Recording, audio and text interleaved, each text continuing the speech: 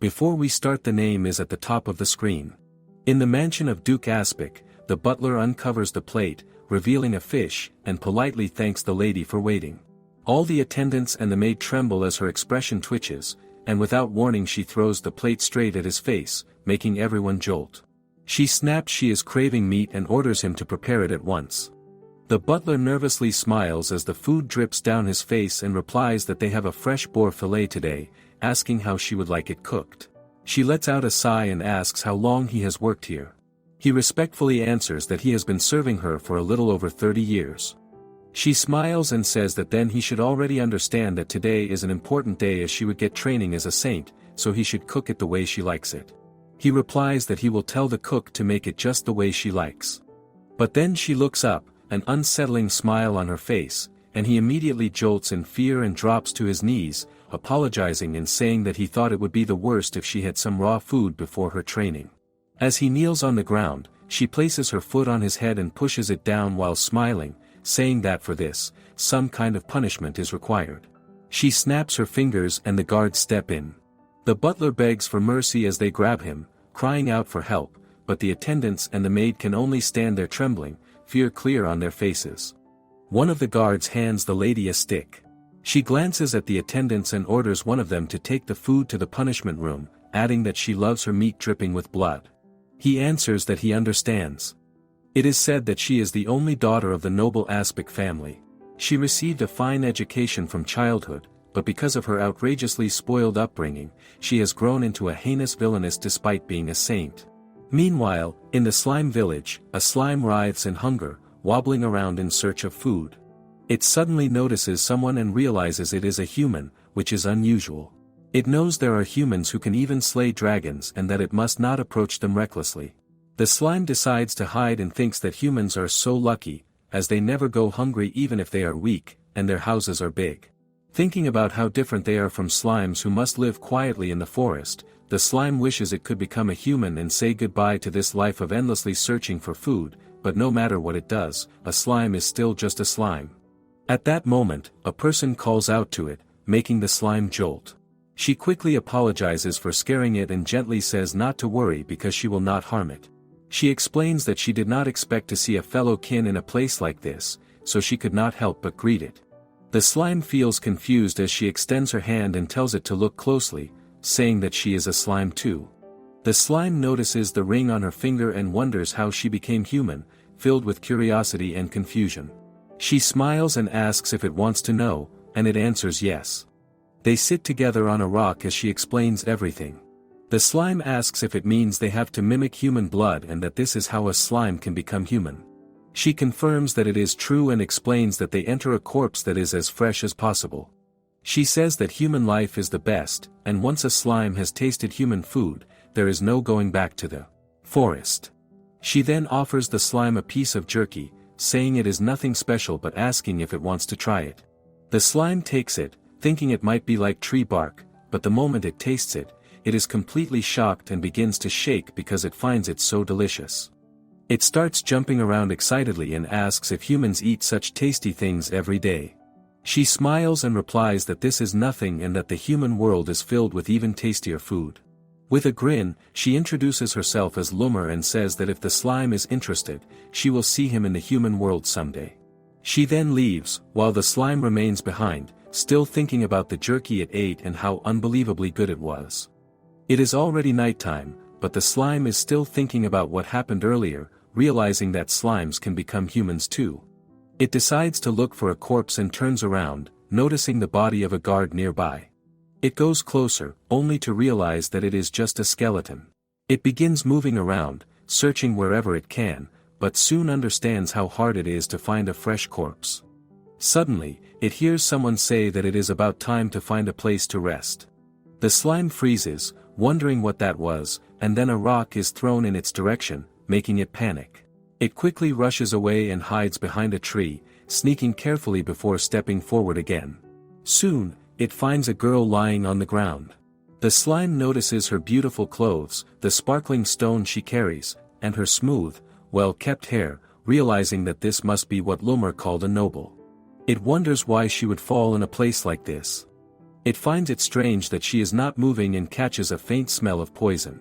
There is no sound of a heartbeat and she is not breathing, but her body is still slightly warm, and the slime realizes that it has found a fresh corpse.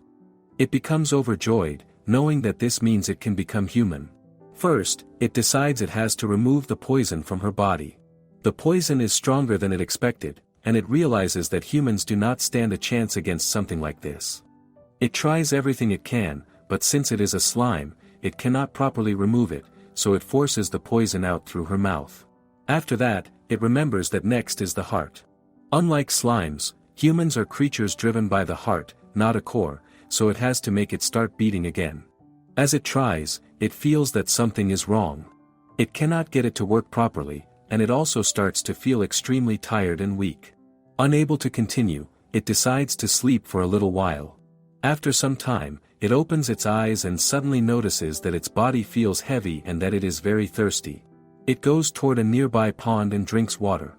When it looks at its reflection, it realizes that it is no longer a slime. She understands that it worked, and she becomes overjoyed, knowing she has made it through the first step. She falls to the ground and looks up at the sky, but quickly reminds herself that it is too early to celebrate. She has to imitate the original human perfectly. As the memories begin to return, they are so painful and traumatic that she collapses and starts vomiting, realizing that the person whose body she now has was deeply troubled. She understands that if she imitates someone like that, she will be resented by everyone, but then she realizes that this girl was already resented. She wonders if she has taken over the body of an utter failure. She does not know what to do, remembering that Loomer said they can never return to being a slime once they take over a human body. She knows she will be killed if she behaves wrongly, and then it hits her that this girl was probably killed once already. If she clumsily tries to fool people and they discover she is a slime, she will be killed no matter what she does. She begins to sob as she looks at her reflection in the water. Then she tells herself that it is better not to imitate the girl at all. Instead, she will become the complete opposite. If she stops building resentment, she is sure things will work out. She realizes that the girl's personality is a lost cause, but not only was she a noble, she was also a saint. She decides that she will become a saint who is loved by everyone. It is all for her safety and for the life she dreams of. It will be difficult, but she will do her best. With that resolve, she clenches her fist, filled with determination. She tries to walk but cannot as her whole body trembles, making her realize how hard it is to control a human body. She tells herself to step forward with her right foot and stretch out her left hand, but she slips while doing so. She knew that was to be expected. She rolls on the ground and wonders if it might be faster to just roll like this. After all, slimes never needed hands or feet, and fine movements like using her fingers are still far beyond her. For now, simply grabbing something should be enough. She picks up a stick and tries to walk using it, but slips again and falls into a pond.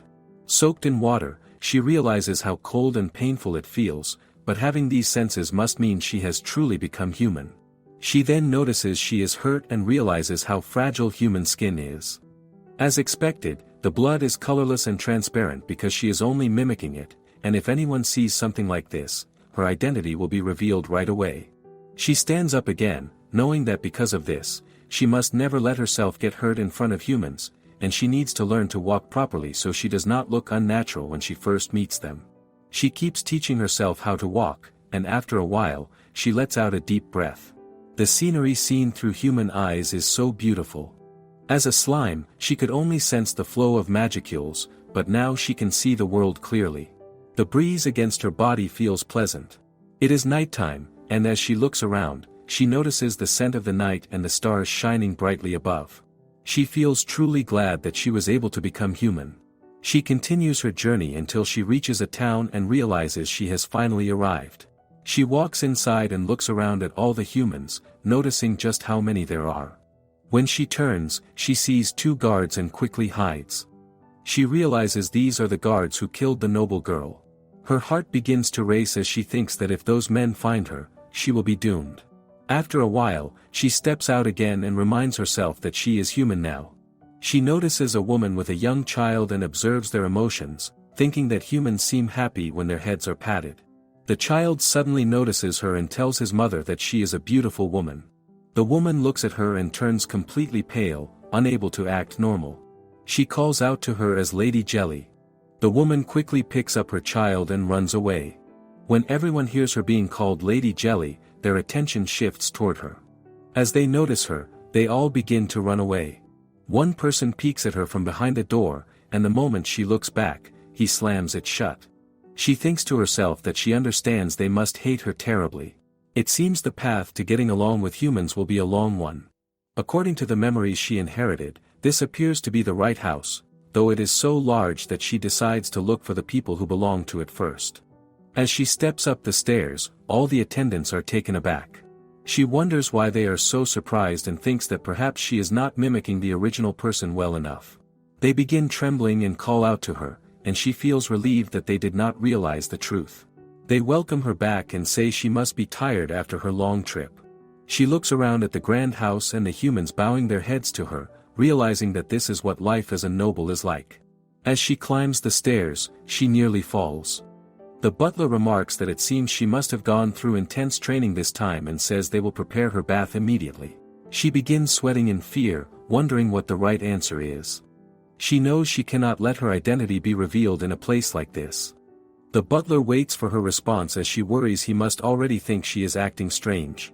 She tells herself she has to get out of this and quickly turns around, saying she is feeling tired and would like to sleep now. Everyone is taken aback, and she realizes what she said sounded unnatural. She forces a smile, thinking she will just smile her way out of this, but that only makes them even more shocked. They all lower themselves and stumble as they get off their knees, apologizing to her. They say they will prepare her bed immediately and ask her to please forgive them. She replies that she understands and thinks to herself that somehow it worked. Even her simple response seems to shock them more. The butler orders the maids to prepare a change of clothes at once, and they rush to do so. She lies on the bed and feels how soft it is, so different from sleeping on the grass. But then she remembers how terribly surprised everyone looked because of her and thinks that they must truly hate her. Then she recalls that she might have seen servant clothes in the forest earlier. She rolls around on the bed, and that is when she hears something. She wonders if one of the servants in this house could have been the one who killed her. She starts thinking it over and tells herself she should take a moment to examine the situation. From the memories, she realizes that the girl was a saint on her way to the mountains for training. Somewhere along the way, someone poisoned her and threw her off a cliff. The culprit must be one of the servants in this house. Though she cannot remember his face, she does remember his clothes. Sitting on the bed, she wonders why she cannot recall the killer's face at all. There are so many problems, and she squeezes the pillow tightly. She wonders if she can really become a saint who is loved by everyone. Still, she closes her eyes, thinking that she finally made it here, and decides she will sleep, at least for today. Morning arrives, and birds chirp outside the window as a maid knocks on her door and calls out that the preparations for her meal are complete. She slowly gets out of bed, still very sleepy, and walks toward the mirror. The moment she sees her reflection, she lets out a scream. The maid is startled and rushes inside, asking if she is all right. She continues staring at herself in the mirror, then realizes that it is true, she has really become a human. She turns to the maid, forces a smile and assures she is fine, politely thanking her for asking. This makes the maid even more baffled, wondering if she misheard. Trembling, the maid asks if she would like a meat or fish dish today. She answers that she would like meat.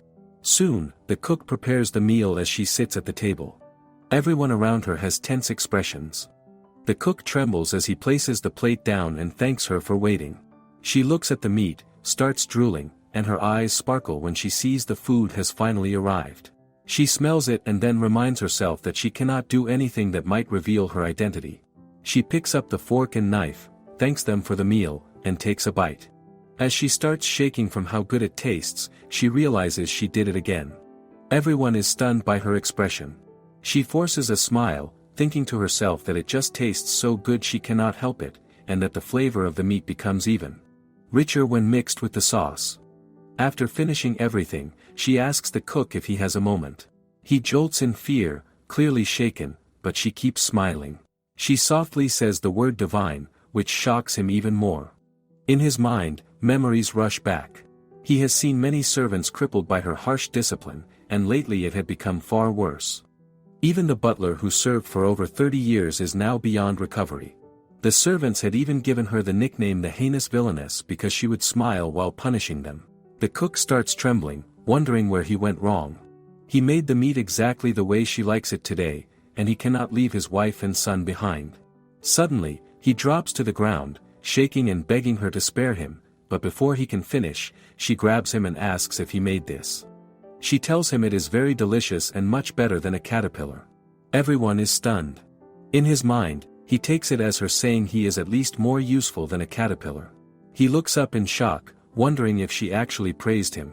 One attendant whispers to him that he narrowly escaped punishment and that they cannot believe he avoided disciplinary action in that situation. A maid then brings a cake for her, but unfortunately she slips and the cake falls right onto her face. The maid begins to shake, realizing what just happened and thinking her life is over. Jelly calmly removes the cake from her face as the maid bows and apologizes over and over for her carelessness. But instead of getting angry, Jelly starts munching on the cake. The maid has tears in her eyes, convinced that this time she will not survive. Everyone feels a chill in the air. Jelly smiles and asks if she could bring her some more. They are all completely stunned by her reaction. The maid apologizes again and says she will bring a change of clothes immediately, but Jelly says it can wait and gently asks if her legs are all right. The maid answers that she is fine. Jelly smiles and tells her that is good, then asks her to bring seconds and be careful next time. The others feel even more chilled, taking her words as a warning to be careful with her life next time. One attendant whispers that ever since she returned, she feels like a completely different person. Not only are her table manners strange, but nothing bad has happened so far. Still, he is terrified to get involved. They believe she might just be tricking them with unusual behavior. After all, she is the heinous villainess, so they are sure she will blame them later. Jelly thinks to herself that she can hear everything they are saying, and they are right. She really is a different person. On the inside, she is just a slime. But she wonders how much they truly hate her. She tells herself that she should smile when they make eye contact since that is the basis of how humans get along. When she smiles at them, they feel a chill, wondering if she is threatening them. She then calls out and casually asks if the main course is still not ready.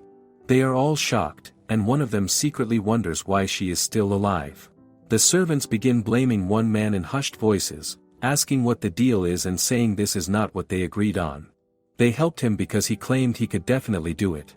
They call him a liar and say he should go to hell alone. The man twitches as he stares at her from a distance, clenching his fist, thinking that it was not a lie at all. He is certain that he killed her. One of the senior maids checks the dirt on the window and orders the cleaning to be done again, but the new maid replies that this is already the 5th time she has cleaned it. The maid snaps at her, asking if she is trying to talk back even though she is a newcomer, and the others begin bullying her, calling her useless. The newcomer apologizes and thinks to herself that she has to endure this, otherwise she will not be able to buy medicine for her mother if she loses this job. She bows her head and says she will start over immediately. They tell her she probably knows nothing because she is new, but they are only saying this for her own sake. The newcomer's name is Aaron. One maid warns her that if Lady Jelly finds even a speck of dust, she will be gone for good, just like her predecessor, and asks if she has not at least heard the rumors. Aaron recalls hearing that the servant before her was subjected to terrible torture for the slightest fog on a window and suffered such severe physical and mental damage that from a certain day onward no one ever saw her again. One maid adds that, come to think of it, the garden tree was planted on the same day that servant disappeared, making Aaron jolt. The maid looks at her and asks if she understands what she is trying to say. Aaron starts trembling. The maid tells her to repeat the cleaning process at least 5 more times and grins, adding that the maid assigned to Lady Jelly today has run away, so Aaron should take her place. She says Aaron should be honored, and a chill runs through Aaron's body. The maid pushes her and tells her to go now. Aaron knocks on the door, greets Jelly good morning, and says that it is morning already. Jelly rolls off the bed while mumbling that she is still sleepy. Aaron steps inside just as Jelly suddenly stands up, and Jelly realizes how close that was, then remembers again that she has become human. She smiles and says she must have still been half asleep. A senior maid suddenly orders Aaron to kneel at once and hands a stick to Jelly, saying she should teach Aaron a lesson for disturbing her sleep, as that is the usual course. Jelly throws the stick away and says she will not do that, then helps Aaron stand up. Aaron thanks her repeatedly. Jelly wonders to herself if it is really normal to think about whipping someone just for waking her up. She realizes that this used to be the norm, and it is no wonder people hated her enough to poison her. The maid then introduces Aaron, saying she will be taking care of her today. Aaron introduces herself nervously and says she looks forward to serving her. Jelly asks if this is her first time being in charge of her. Aaron answers yes, she only arrived a few days ago. She admits there are many things she is still inexperienced with but promises she will do her best. Her hands are trembling, and Jelly thinks that even someone she has barely interacted with is this afraid of her. Knowing she is hated too much, she decides she must make a good impression and get along with this servant today. She tells Aaron that it is nice to meet her as well. After a while, Aaron brings her black tea.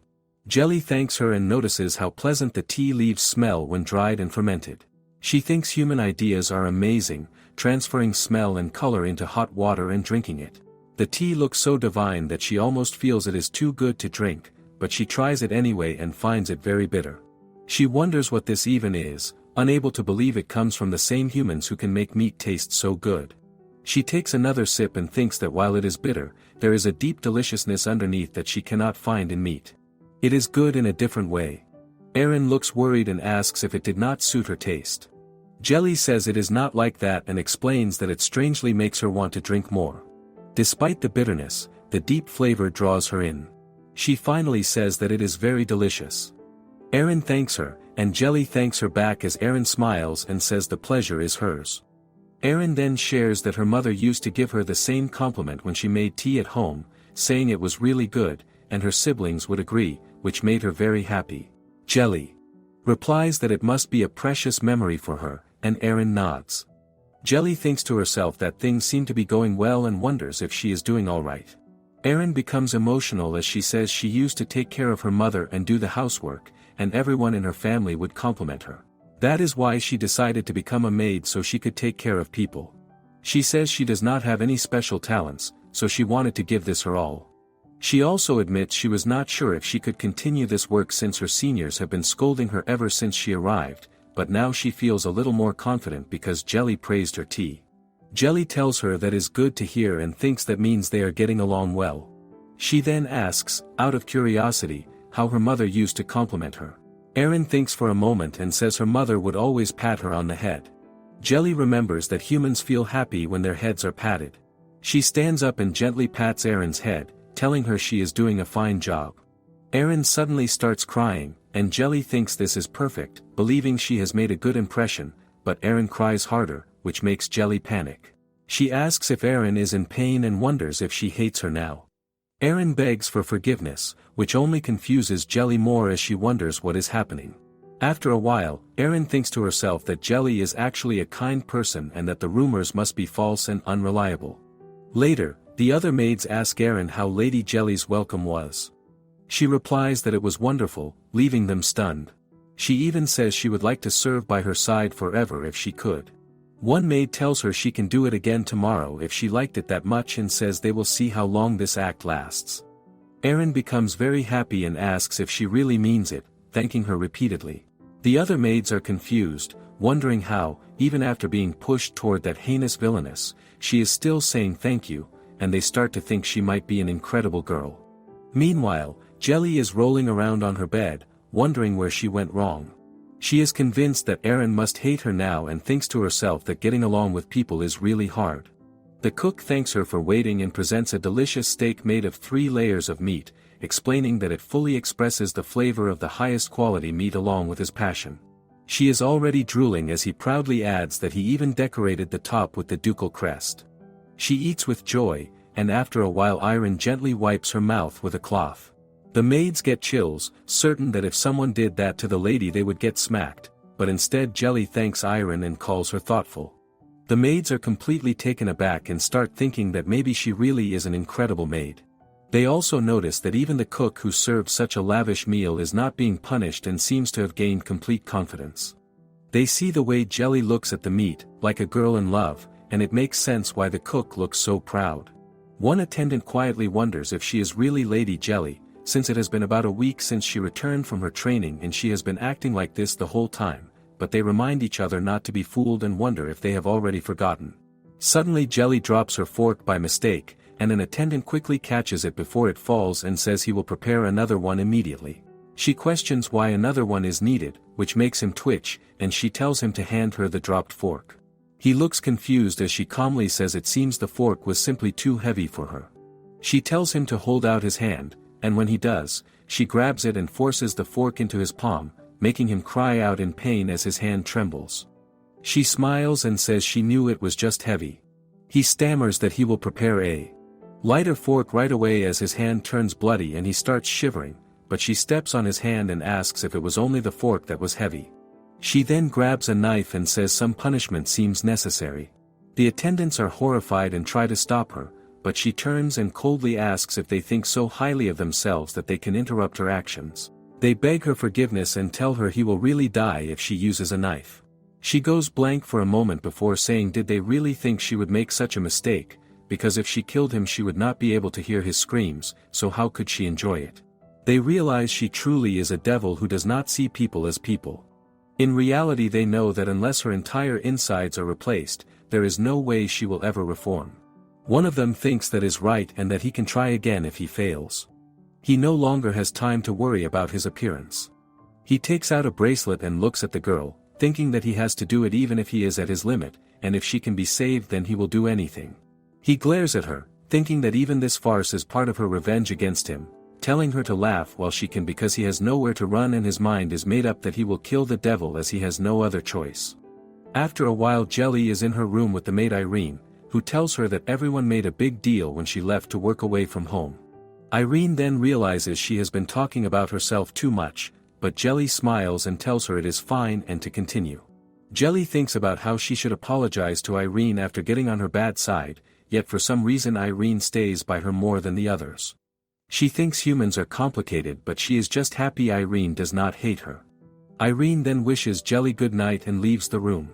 Jelly looks outside the window and stares at her reflection, making strange faces as she tells herself she is finally getting used to this body. She thinks humans are far too complex and that even a simple draft feels painfully cold.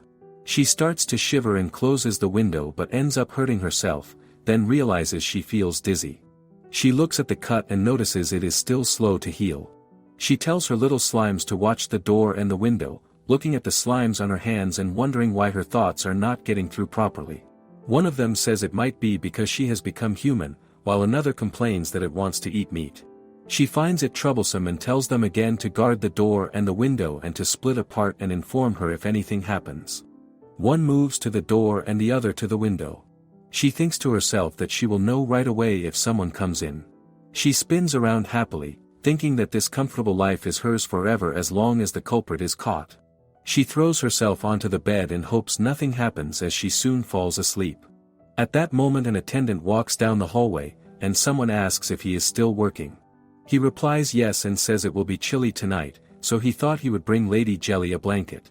The other attendant praises his dedication, and he smiles and thanks him.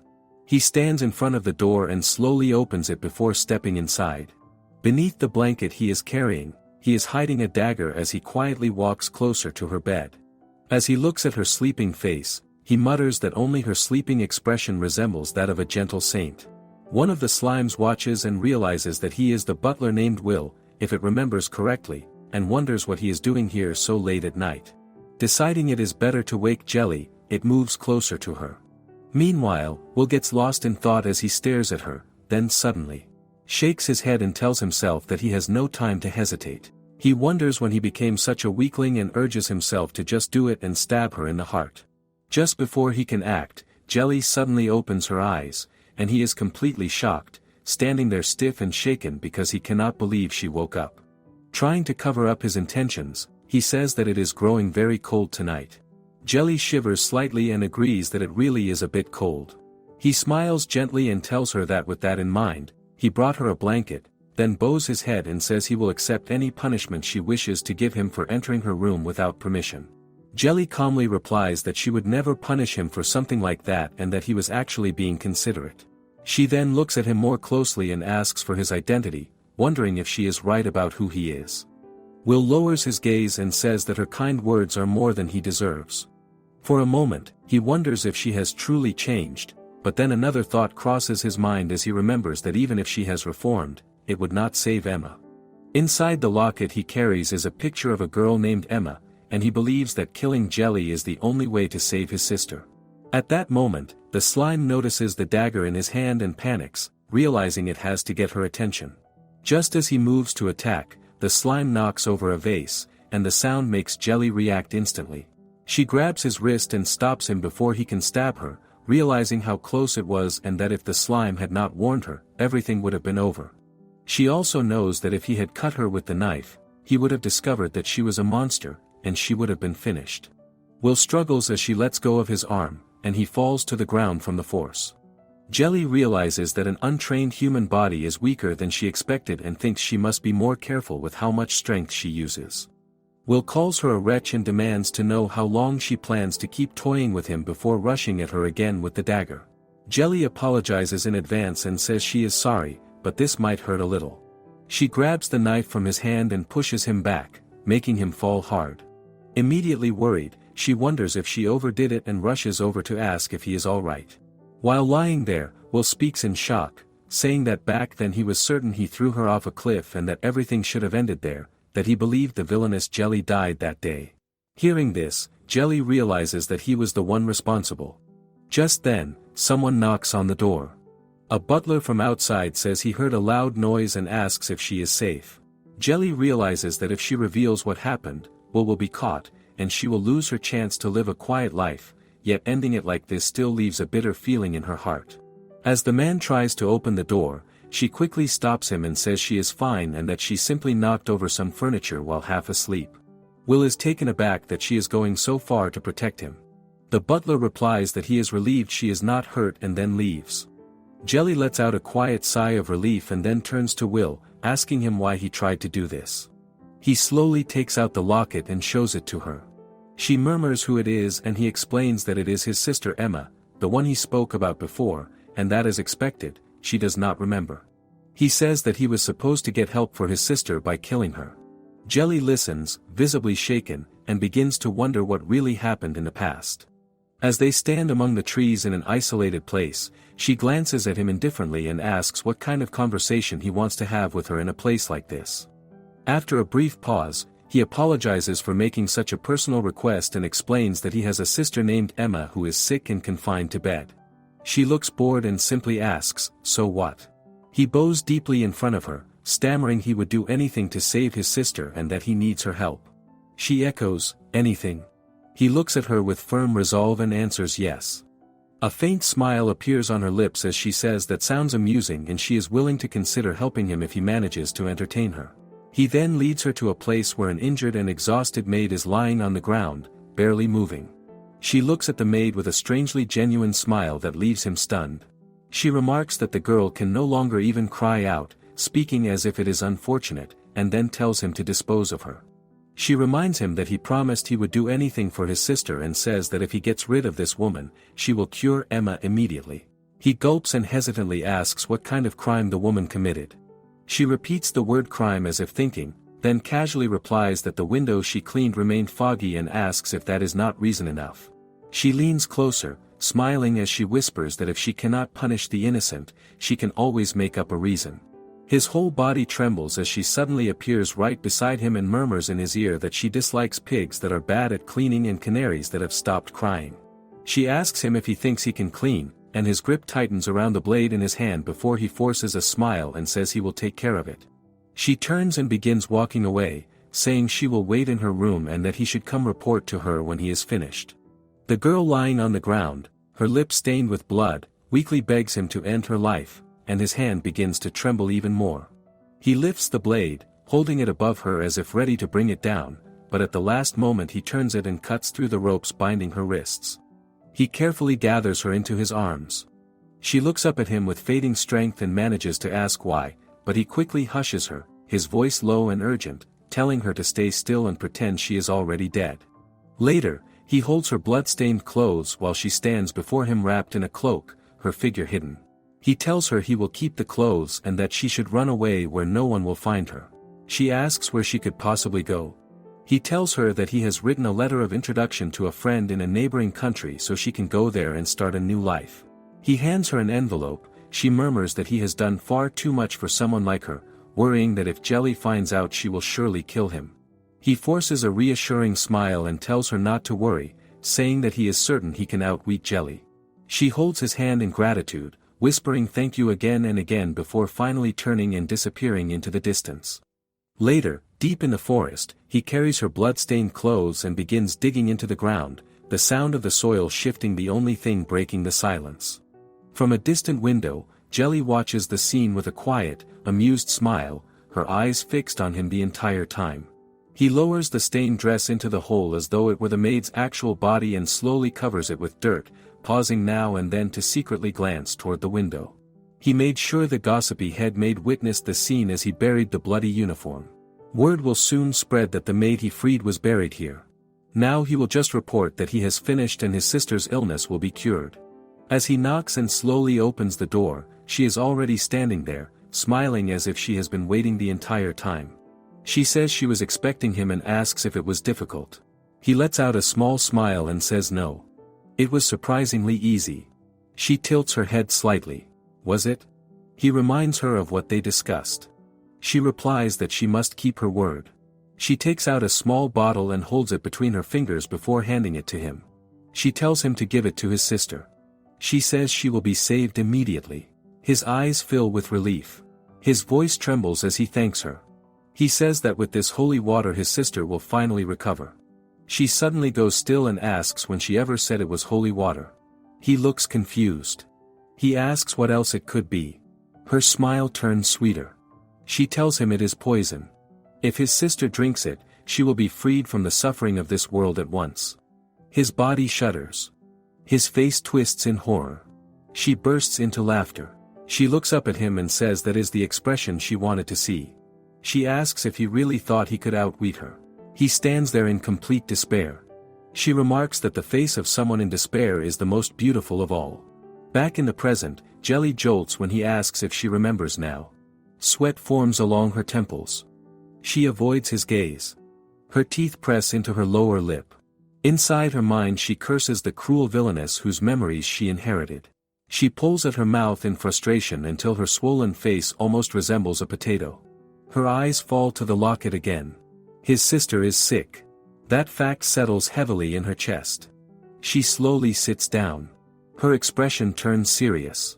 She says she has a favor to ask if he can overlook what happened. He asks what she wants. She looks at him quietly. She asks if he would trust her one more time. He stares at her in absolute shock. Hoping against hope, will let her examine Emma, but he finds himself asking if it was right to trust her. To begin with, is she really a saint? On the other hand, Jelly thinks to herself that he surely doesn't trust her yet. It would be wonderful if she could use a saint's power, but how could she manage that? Well, at least she has a physical body now, so she decides to try. For now. She raises her hands and focuses as hard as she can, but one eye peeks at him, gauging his reaction when she realizes she has no clue. In that case, she will heal in her own way. She glances at the side table, then carefully opens the blade hidden behind her. With precision, she cuts her finger and lets a thin trickle of blood flow into the nearby jug. She picks up the jug and smiles at him, saying she will expel the illness from her body and cleanse the patient's insides with this holy water. He narrows his eyes suspiciously. Holy water? He asks, voice tight. She understands his doubt. He had been given poison before. He thinks it is natural that he doubts her, he was once given poison after all. Well, but this is just water, she cannot cure her unless he trusts her, right? He flinches when she lifts the jug and drinks from it. A soft, sweet smile appears on her lips. Now he can see, she says. Would he like to try it too? He shakes his head. She sets her attention back on the fainted girl. She begins giving her water gently. She watches her, after she has seen every inch of the human body. She can tell where the disorder is on the first try. It is hard with her split all right. She forms a new plan. She asks him for a favor. Could he get some water? She needs to cool the girl's fever. He nods quickly and disappears. She mutters a quiet apology to the girl. Shall make sure to heal this properly later.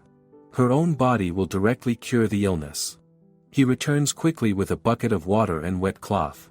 He begins placing it on the girl's forehead. He hesitates, uncertain. What should he do, he asks.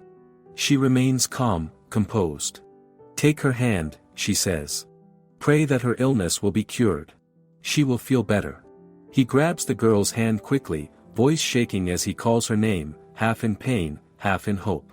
He thinks Lady Jelly herself is seriously trying to cure Emma. Twice, he tried to kill her with his own hands. Now, seeing this, he resolves that he will atone for that sin for the rest of his life. Outside, the cat goes full-on ninja mode, lunging at the birds that were just chilling like nothing's wrong. Chaos erupts. Birds flail, flap, and screech in every direction. The window bursts open like some action movie portal, and suddenly they're all flying straight in. Jelly freezes, blinking like, what the hell is happening? The sudden light and noise snap Will out of his thoughts. He looks up, frowning like, really? But then, holy hell, his jaw drops. The sunlight hits Jelly, the birds swirling around her like she's in some kind of anime transformation sequence. She literally looks like a saint, a glowing, ethereal mess of feathered chaos. And then to make the scene perfect, Emma, super slow motion, peeks one eye open and calls for her brother. One tear rolls down Will's cheek as he stares at his sister. He suddenly hugs her, quiet sobs escaping as relief hits him. Jelly stands nearby, calm as ever, a tiny bird perched on her head, watching the scene quietly. Emma asks who the girl is. Will straightens a little and says that this is Lady Jelly, a saint he serves, and that she took time out of her schedule to come and cure his sister. Emma's eyes widen, her mouth falling open as she looks at Jelly, clearly impressed by seeing such an honorable person in front of her. Jelly softly smiles at her and asks her how is she feeling now. Emma blinks, looking surprised. She murmurs that it's not hard to breathe. Will suddenly starts crying, sniffling and thanking her over and over. Jelly feels a flicker of relief. She managed to fix everything without him discovering she's a monster. Finally, she can enjoy her life as a human. Then her mind jumps to last night. She sent him flying, didn't she? What if he figured out what she really is? Will says about last night, asking if the power she used to stop him before he committed another crime was a saint's power. Jelly freezes internally, panic bubbling, but forces a quick smile. She says it was a saint's power and that it's a secret, asking if he will tell anyone. He replies that he figured. Jelly nods and says it's fine, but reminds him that if she ever tries something weird, he will stop her. Will looks at her, tears glimmering in his eyes, astonishment written across his face. He thinks she really is a true saint. Looking back, all of Lady Jelly's behavior had been just plain weird. He's certain she must have been possessed by a demon before, and now the saint's training purified her. She is her true self. If only he knew it is the opposite. Will drops to his knees in front of her and takes her hand, saying he is completely at her service. Jelly panics. She had only meant to shake his hand. Humans are so difficult to communicate with. Meanwhile, a maid informs a girl sitting under a tree that Jelly has supposedly reformed. The girl slowly closes her book, her gaze sharpening with suspicion. She mutters that no saint changes without a reason and steels herself, thinking that she, Saint Celestria, must investigate exactly what Jelly is planning. She couldn't use the saint's power when she cured Emma, but she has a saint's body, so she should be able to. She has been studying it since this morning, but it is so complicated that she has no idea where to start. Her gaze drifts to the picture book, the saint and the illustration holding out only her hand. The maid brings her tea and says she thought Jelly could use a little break. Her eyes land on the sandwiches. Erin mentions that it is also lunchtime, and she should enjoy the light meal with the tea. Jelly leans closer, eyes wide, and asks what these are. Erin tells her they are sandwiches. Jelly's excitement is immediate. She realizes salad and meat are placed between thin slices of bread, something she can hold with one hand and eat while reading. She takes a bite, chewing slowly, wondering if the flavors will mix, and freezes in surprise. The taste is astonishing. She feels like she has discovered a little slice of heaven. Humans come up with such strange but wonderful ideas. As she eats, Erin accidentally splashes some tea on her hand. Jelly immediately asks if she is alright. Aaron says it is nothing and she will remake it, but Jelly is more concerned about the burn. She gently takes Aaron's hand and starts doing something to ease the pain. Aaron looks at her in surprise and says it feels like the pain is fading. She appreciates it and thinks this must be a miracle from Jelly's power as a saint. Jelly quietly tells her that she is way too kind. At that moment, Will knocks on the door and enters. Jelly greets him quickly and asks how his sister has been feeling. Will says she is fully recovered and is slowly practicing walking. He adds that it is all thanks to her power as a saint. Jelly thinks to herself, or rather, her power as a slime.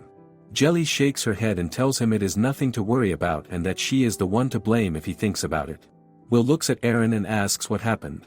Aaron explains that her hand got a little burned and Lady Jelly healed it with her power. Will blinks in disbelief and asks if it really was with her power. Will glances at Jelly's hands quickly, frowning, and thinks it's just her imagination. He tells her she hasn't shown her real power yet. Aaron's eyebrows shoot up, looking like she might explode. Jelly behind her starts panicking, her sweat forming at her temples. Aaron snaps it felt like it was healed. Will tilts his head, unimpressed, reminding her that she only said it felt like it happened, not that it actually did. While Jelly thinks she's so close she thought she could use the power. She almost had the wrong idea. Even Will knows about the saint's power like it is common knowledge. The fact that she doesn't know about it as a saint makes her look even more suspicious. There and then, Jelly decides she will ask Will. Will raises an eyebrow and thinks it suspicious, asking whether she used her power just now. Jelly taps him lightly on the shoulder and shakes her head, thinking he is quite perceptive. Will adjusts his glasses, feeling a little proud at her words, but he still finds it odd that Aaron doesn't know about the saint's power, even though she is her maid. Jelly plays it smart and says that Aaron is still new here, so it's natural she wouldn't know. She figures this is the perfect chance to give her a simple explanation.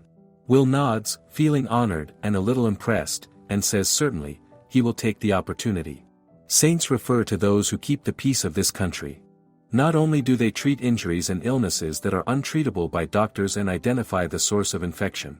They also maintain the effective barriers to keep monsters from entering towns.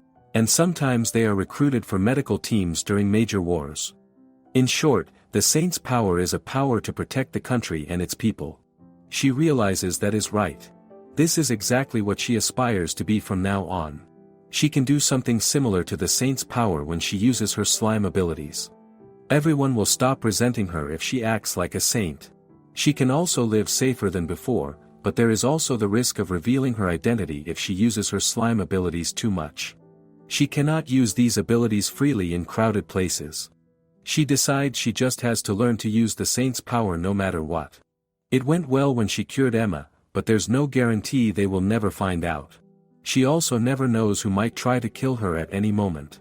Will tells Aaron to go to the doctor's office, and she quickly runs away. Jelly then says, now that she thinks of it, he had mentioned that Emma would be saved if he completed the request, but would he actually tell her who the client was? He jolts and then says, frankly, it is a man in a black hole, that is all he knows. She asks him why he trusted such a man. He replies that he lost his composure when he saw Emma growing weaker day by day. Also, the man showed him a miracle of reviving a little dead bird. Seeing that made him trust him without question. In Rat Prospect, it could have been a childish magic trick, but as a result, he ends up swayed by his words that he would save his sister if he killed her. She lets out a quiet sigh, thinking that the previous Jelly had more enemies than she had imagined. She wonders if there is anyone she can talk to about this. Suddenly, Will says that is right. It reminds him of something. He gives her a letter and says it is for her. She wonders who sent it. He tells her it is from Saint Celestria. She thinks to herself. Of course, she remembers their child. She opens the letter and says aloud that it is an invitation to a tea party. He looks taken aback and says, a tea party hosted by Lady Celestria. While Jelly looks happy, Celestria should know how to use the saint's power if she's the same saint as her. She is sure she will tell her properly if they get along. Will then asks her what she would like to do. She replies that she's going, of course. He seems even more flabbergasted. On her way through the garage, she thinks that she doesn't have to use her own feet to travel. It's really nice to be a noble. But then she recalls his flabbergasted face and wonders why he reacted that way. She then asks why he is accompanying her. He replies that it is for her safety, of course. He tells her he has no intention of being blind to his own shortcomings, but seeing that there are people after her, going alone to a distant place seems risky. He will protect her even if it costs his own life. She tells him that if that is the case, she cannot allow him to accompany her. Well, Emma would be furious with her if anything happened to him. She thinks she might have her secrets blown if she stays too much with him. She then starts munching on sandwiches and says that by no means did she allow him to come for the sake of sandwiches. He replies, of course. Because the previous jelly was too crazy. Her impression of saints is a bit terrible, but from what Will says, saints are excellent humans, right? Can she be friends with them? She cannot wait to see. When they arrive at her mansion, Celestria is already waiting outside for them. Jelly thanks her silently, thinking that she went out of her way to greet them. Jelly approaches her, excitement bubbling, and greets her warmly and tells her that they should have some fun today. Jelly thinks to herself that somehow, today is going to be a good day. They sit outside in the beautiful garden, and Celestria says she made it herself and welcomes Jelly. Jelly is thrilled, she can feel the sincerity of her welcome. As the maid serves the tea, Jelly quickly glances at it. Looking at the tea and the lunch, she thinks that this is truly a thoughtful welcome. She remarks, "What a lovely baked good." Celestria narrows her eyes at her reaction, while the maid, slightly shaking, says she appreciates her kind words, adding that today they have an apple pie. Jelly realizes that her reaction has revealed that she knows about the previous Jelly. Celestria then tells her not to hesitate and to dig in. Jelly thinks that compared to the maid, who seems nervous around her, Celestria exudes a great confidence. It's as if she's trying to convey that they are equals. And being equals means they are friends. Excitement surges through her as she quickly picks up the apple pie, her mouth nearly watering. The fragrant smell alone is enough to make her salivate. This treat is so sinful, she thinks, already imagining how delicious it must taste. The idea of making a fountain in the courtyard is also amazing, she reflects, gazing at the beautiful water feature before her. Being able to feast in a place like this makes her think humans are truly incredible. But then she freezes as Celestria glares at her, eyes fixed intently on her face. Jelly reminds herself that her true identity could be revealed if she doesn't get her act together. She forces a smile and says, "This is really delicious." Celestria sips her tea as well, but her gaze never wavers. Suddenly, she sharply calls Jelly's name and commands her to stop this terrible acting. Why doesn't she show her true identity? She asks, voice sharp. Jelly panics and stammers, what does she mean by that? Celestria crosses her arms, her expression skeptical. Well, is she wrong? Her actions and behaviors are completely different from before. What in the world is she up to? Jelly sighs in relief as she realizes Celestria is talking about her mannerisms and hasn't discovered her true identity. She thinks to herself that it is thanks to the saint's training that she has managed to maintain her cover. Even though she wants to get along with Celestria, things are not looking easy. Celestria then leans forward, her curiosity evident, and says she has heard that Jelly has cured an illness with the saint's power. She wonders if that is true, finding it hard to believe. Jelly asks if Celestria is talking about Emma. Celestria doesn't believe her and says that fabricating a story that will be revealed immediately is pointless. But Jelly faintly smiles as she looks at Will. She notes that Jelly, being the sister of his precious butler, probably cured her. Celestria turns sharply to the butler and asks if it is true. He meets her gaze steadily and confirms that it is. Her fists clench, a mix of disbelief and anger surging through her. She cannot believe it. Jelly, who once laughed contemptuously no matter how many times Celestria instructed her to act like a saint, has reformed. Because of the saint's training? Even if that is true, what kind of training could have done that? Celestria presses Jelly further, questioning whether anything special happens during the saint's training. Jelly replies matter-of-factly that a wonderful goddess shares various teachings with her, thinking of the slime as the goddess. Celestria flinches and snaps that she does not want to hear that Jelly has a revelation. The sharpness in her voice startles even Jelly, making her recoil slightly. Jelly confirms hesitantly that it seems to be the case, the training reforms her past deeds and encourages her to serve humans. Celestria narrows her eyes, trembling with barely restrained anger. She demands to know if the goddess gives her those words directly. Jelly recoils again, clearly lost, unsure if she said something wrong. Celestria quickly adds that when someone receives a revelation, it means they will guide all the saints and endure great difficulties, consecrated by the goddess as a beacon for the people. Panic spreads across Jelly's face. She realizes she cannot back out now. Celestria wobbles slightly on her seat, dazed by the revelation. She excuses herself, saying she needs a moment to step out. Then, with a softer tone, she states that she wants to speak privately afterward and asks if that will be alright. Before Jelly can respond, Will steps forward, saying he will wander around the courtyard. As Celestria walks away, her mind races in disbelief. Jelly has received a revelation. No way. She also worked hard every day. She prayed, gave alms to the less fortunate and went around healing the sick with the saint's power. And yet the goddess spoke to Jelly of all people. She was so boastful about getting a revelation. She's looking down on her. But as she thinks about it, it could also be a trick to trap her. Otherwise it would be impossible for Jelly to get a revelation. She realizes she was so close to falling for it.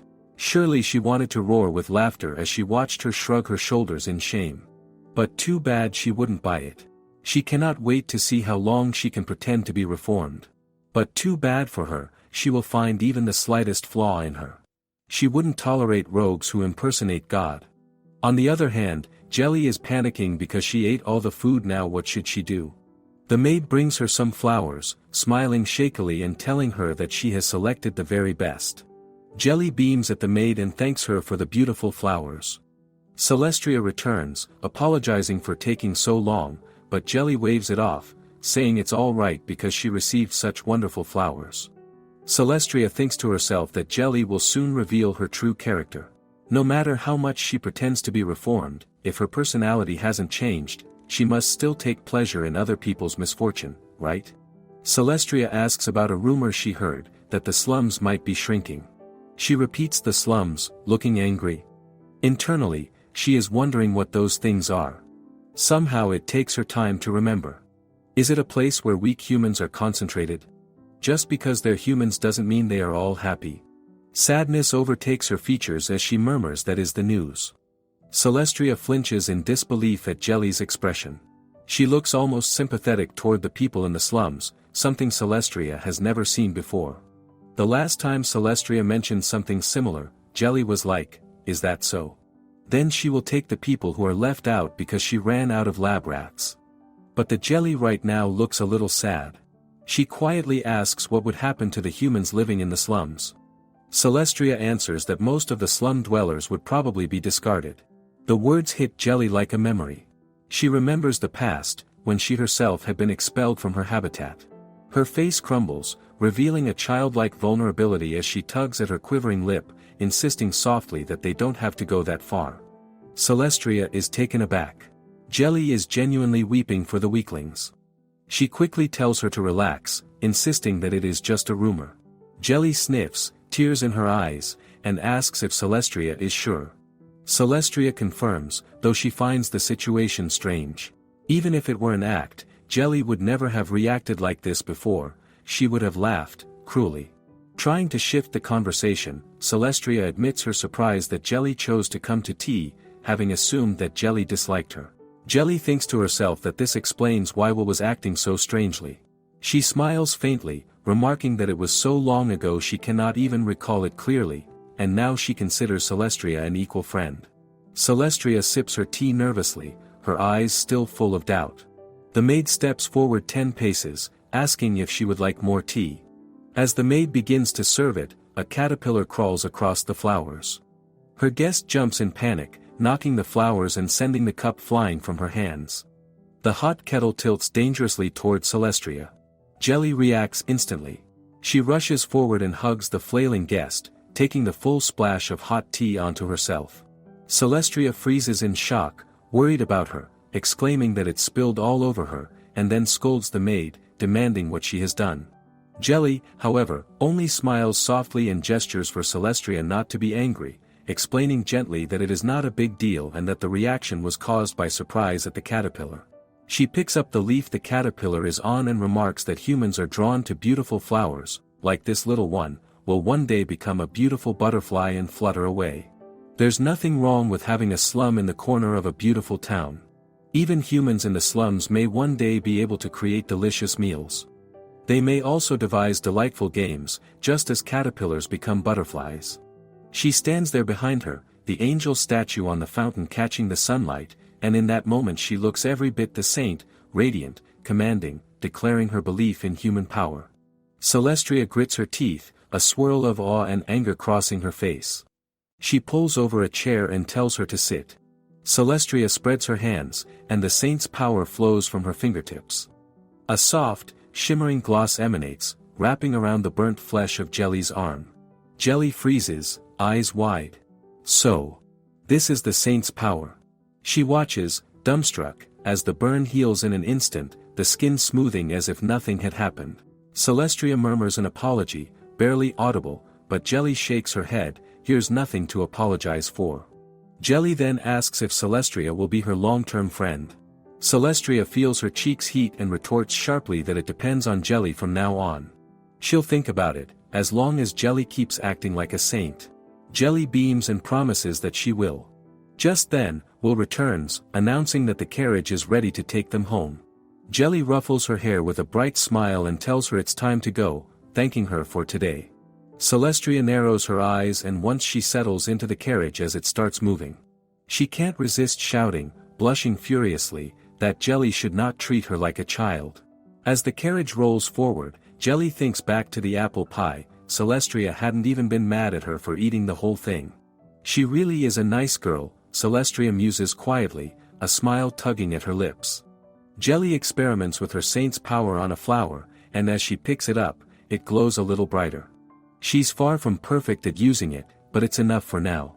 At least she can get by without anyone discovering she's a monster. A knock on the door interrupts her. Will enters, Jelly brightens and says he is always appearing at just the right moment and urges him to take a look at the plan, but he glances around the messy table and scattered papers on the floor. He sighs and apologizes, admitting he never realized she had such an aversion to paperwork. Jelly frowns to herself. That's not what she wanted to show him. She starts making cute faces, blinking innocently, trying to get him to look closer. Will just glances at her and remarks that all he sees is how active she has become. Now that she thinks about it, he's right, compared to before, this body is easier to move. He adds that he's glad she's lively, but he has a report to give. Her attention immediately shifts to the food he brought. As she crunches on the cookies, he explains that a messenger from the church came some time ago, requesting her presence at the orphanage. It's a public duty, but he asks what she would like to do. Jelly chews thoughtfully and decides this is a perfect chance to learn more about saints. With her mouth full, she says she will go. Will explains that the orphanage is in a particularly poor area of the slums and reminds her that she always has the option to refuse. Jelly realizes this is the same slum Celestria mentioned and insists she wants to see everything for herself. Will bows and agrees, promising to accompany her to the entrance. As the carriage moves through the slums, Will warns her that life here is not valued the same way as in their world, and tells her to be careful. Jelly glances out the window, her expression sad. She murmurs that a noble's carriage feels so out of place here. Suddenly, Will calls her back from the window, warning her it's dangerous and that there may be people lurking who are after her. When the carriage stops, he helps her down, and she finds herself before a looming building. She hesitates, asking if this is the orphanage. Will excuses himself and leaves. Jelly feels nervous but reassures herself, she can use the saint's power, even a little. A nun approaches, she thanks Jelly for her efforts and explains that it's a great privilege to have two saints visiting today. Jelly's eyes widen in surprise. The nun confirms, glancing toward the other side of the yard, where Celestria plays with the children. Jelly calls out to her in shock, and Celestria turns toward her equally surprised. Jelly asks why she's here, explaining that a messenger from the church requested her presence. But Celestria narrows her gaze and interrupts, saying that's not what she means. She notes that Jelly has always refused such public duties until now, throwing her off. Celestria declares that she will leave the rest to Jelly, since she has had a revelation, and moves to step away. Celestria flaps her arms like an angry chicken and demands to know what she's doing. Jelly apologizes, admitting she isn't used to handling things alone yet, and that for now, she can only rely on Celestria. Jelly yanks Celestria's neckband from behind, calling for her to wait. Celestria looks away, muttering that Jelly is such a handful, her face burning red. She adds that she will watch closely and learn from the way Jelly works. Jelly grins and ruffles her hair again in thanks. Celestria immediately slaps her hand away, snapping at her not to pat her like that. She crosses her arms and complains that the church is so careless. Even though she clearly told them she would come alone, they still sent someone else. She mutters that if she sees that messenger again, she will give them a piece of her mind. Just then, a little child tugs at Jelly's dress. Jelly looks down, and the child asks who she is. Jelly bends down with a gentle smile and introduces herself as Jelly, a friend of Celestria. Celestria quickly cuts in, telling the child that Jelly is a saint just like her, but they are not friends. Jelly blinks, taken aback. They are not. Celestria lifts her chin proudly and boasts that she has a long career as a saint. The little child innocently points out that Celestria is smaller. Celestria flinches as if struck. She clears her throat and stiffly explains that she is still in her growth phase, and that she will soon be as tall as Jelly. In fact, she adds, she will be 10 times taller. Jelly briefly imagines Celestria towering 10 times her height. Among her fellow slimes, there had always been curiosity about how much they could grow, split, or mimic. She says maybe Celestria is worried about being short. Celestria's whole face turns red. She snaps defensively, asking if that is supposed to be a bad thing. Another child chimes in, saying that she cannot grow big without eating a lot. He offers to share his snack and drops a small piece into her hand. Celestria stares at it, completely dumbfounded. Jelly watches the moment warmly, thinking that Celestria really is a true saint. She is so good with children. But then Jelly notices something else. The children are not truly having fun. They look at her with neutral faces, some even sad. No one is smiling from the bottom of their heart. In her mind, she compares it to the happy expressions of the people around her, the kind that only appear when someone is genuinely enjoying themselves. She calls out to them, asking if they can tell her about the most fun they have ever had. Celestria flinches and quickly leans in, whispering sharply for her not to ask that. This is an orphanage. It is different from her life as a noble. These children have lost their parents to war, illness, and countless hardships.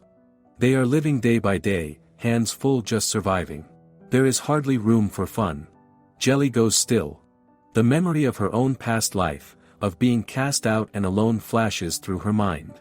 She feels certain these children are the same as she once was before becoming human. One child quietly asks what fun even means. Jelly crouches in front of them and says softly that instead of explaining, they should try it together. She suddenly announces that they are going to play tag. Soon, the courtyard fills with running feet and laughter. Jelly chases after them, catching one child after another as bright smiles finally spread across their faces. Laughter echoes through the area. A nun wipes a tear from the corner of her eye and murmurs that the children seem to be having more fun than usual, all thanks to the saints. Celestria stands off to the side, arms crossed and frowning. She mutters that Jelly is seriously enjoying herself. After a while, the nun brings out some snacks, apologizing that she is not sure if they will suit their tastes. Celestria smiles and tells her to give them to the children since there are so many of them. The children gather around happily as the snacks are handed out. Jelly's eyes light up, and she starts to reach for one too, looking excited. But Celestria pulls her back. Instead, she watches a child take a bite and asks how it tastes. The child beams and says it is really good. Then suddenly, the child's body goes limp. He drops to the ground and faints. Jelly flinches in shock. She rushes over to the boy. He clutches his stomach, crying that it hurts. The other children begin to collapse too, dropping to the ground in pain. The nun trembles, her voice shaking as she asks what on earth is happening. Jelly quickly picks up one of the biscuits and stares at it. Then, without hesitation, she puts it in her mouth and eats it. Celestria looks at her in shock. Jelly thinks to herself that if it is poison, it is a slow-acting kind. It is hard to tell. If this keeps up, it will turn into a disaster. Celestria calls out to her in shock and she freezes. She had completely forgotten. Human poison does not work on her the same way. What should she do?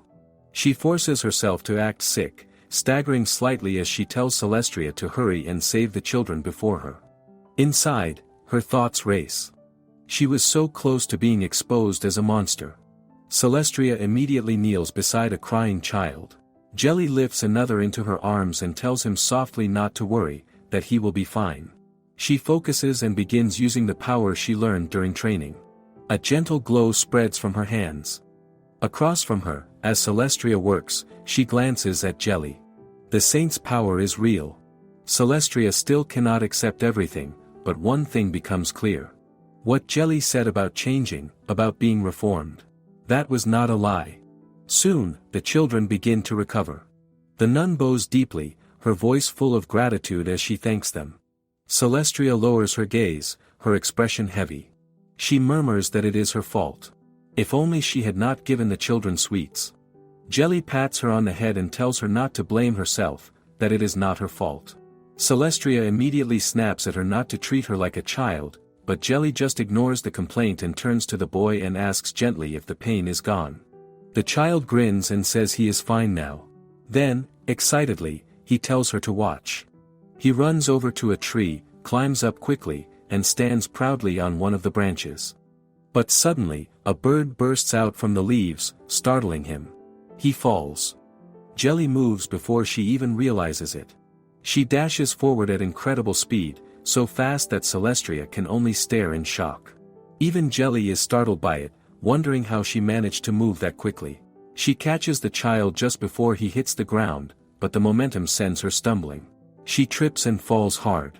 Celestria rushes over and uses her healing power on Jelly's injuries, muttering under her breath that it is pointless if she ends up hurt too. Celestria stares at her, eyes sharp. She asks what that movement was. Wasn't that speed completely superhuman? Jelly feels sweat gather at her temple. Oh no. What excuse can she possibly use now? She forces a bright smile and says that surely the goddess must have granted her that power. She adds an apology for the surprise. Celestria narrows her eyes but lets it go for the moment. She says that more importantly, they need to clarify something first. Turning to the nun, she asks whether the sweets were prepared by her. The nun immediately panics and explains that she received them from the church, sent specifically to serve the saints. Celestria asks if she remembers the messenger's face. The nun shakes her head nervously, saying she cannot recall it clearly, but she swears she did nothing to the sweets. Jelly reassures her that she does not suspect her. If the nun had truly poisoned them, the culprit would have been obvious. Celestria then turns to Jelly and asks whether the messenger who sent her to inspect the orphanage was really from the church. Jelly goes still. A quiet realization settles in. They were being targeted from the start. But Celestria says it is too early to jump to conclusions. She asks Jelly carefully whether she has done anything that might have earned someone's hatred. As Jelly thinks about it, her face grows paler and paler. There are far too many possibilities. Celestria tells her to be careful. As someone who knows what Jelly used to be like, she cannot imagine anyone else being the target. If someone wants a saint dead, it would be her. Jelly smiles softly and thanks her for worrying.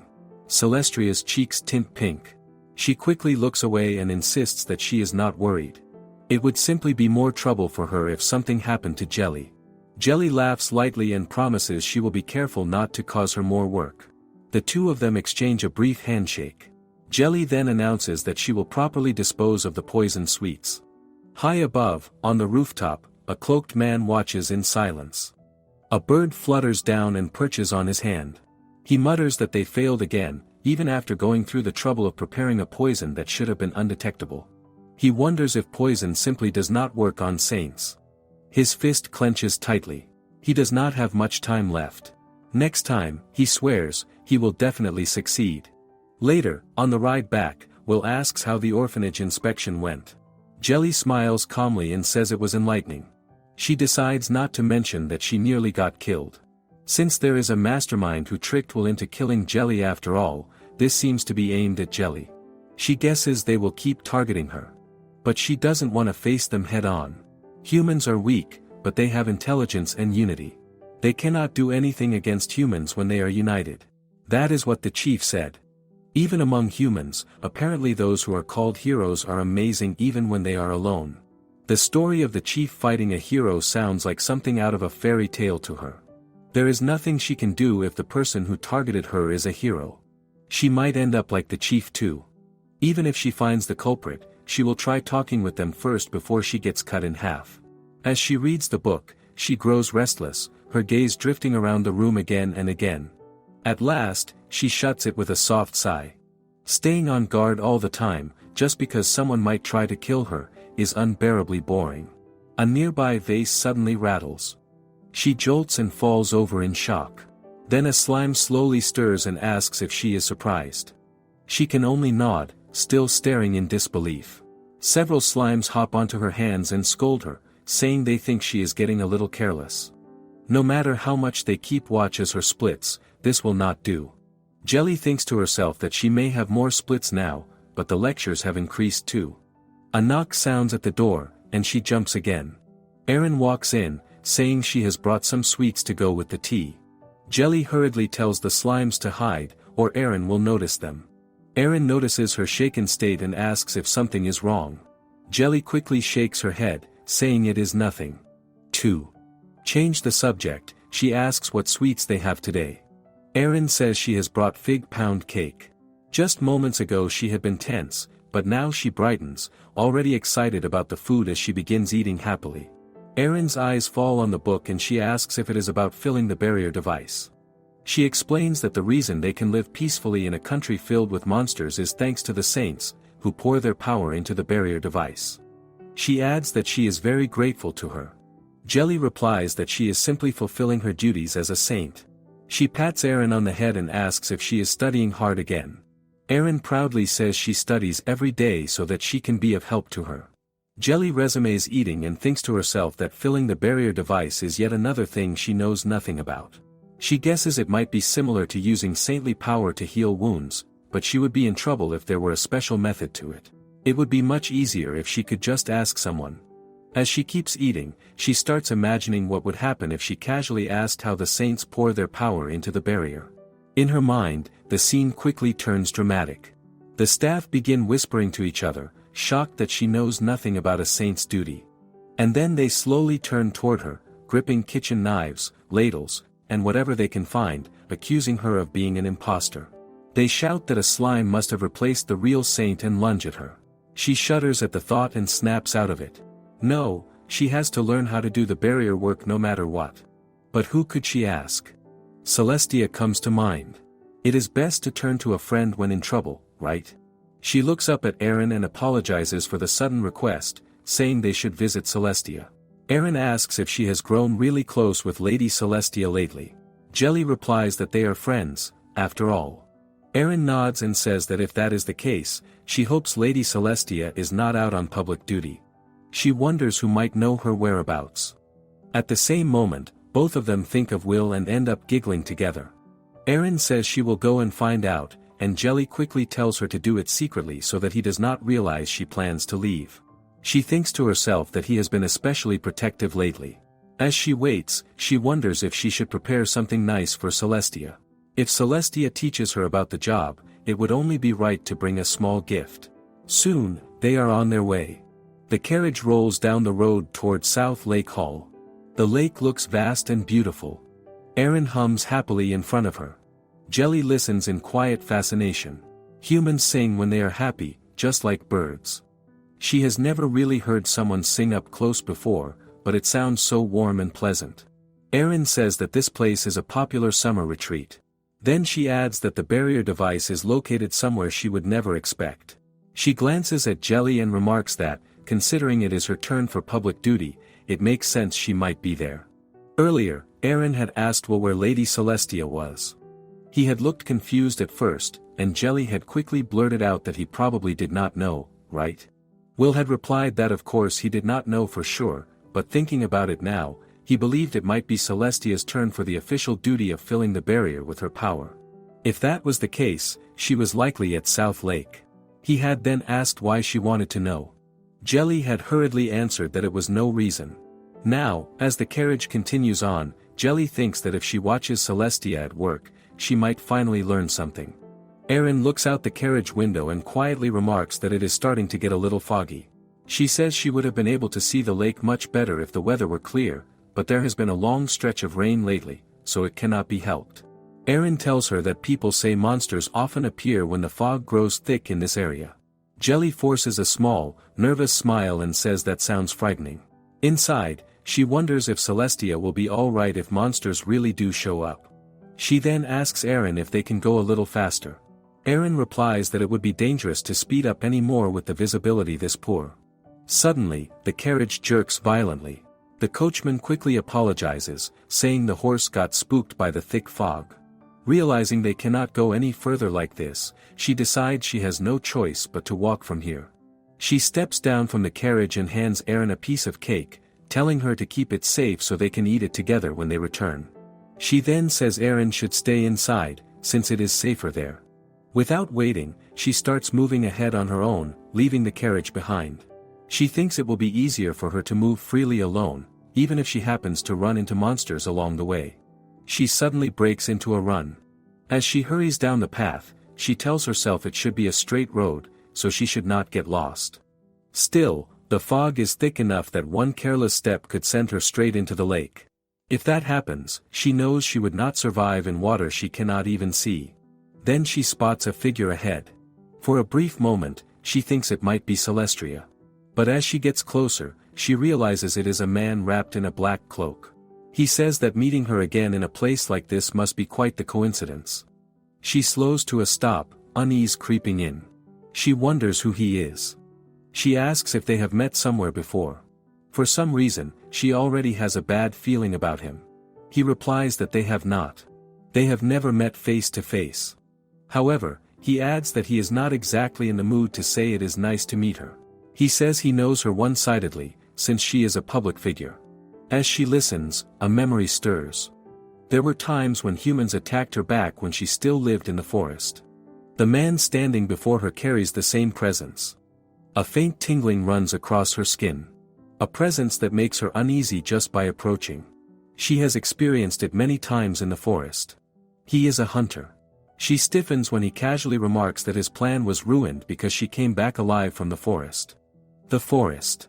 Her mind flashes back to the place where she was poisoned. If he knows about that, then he must have been the one targeting her all along.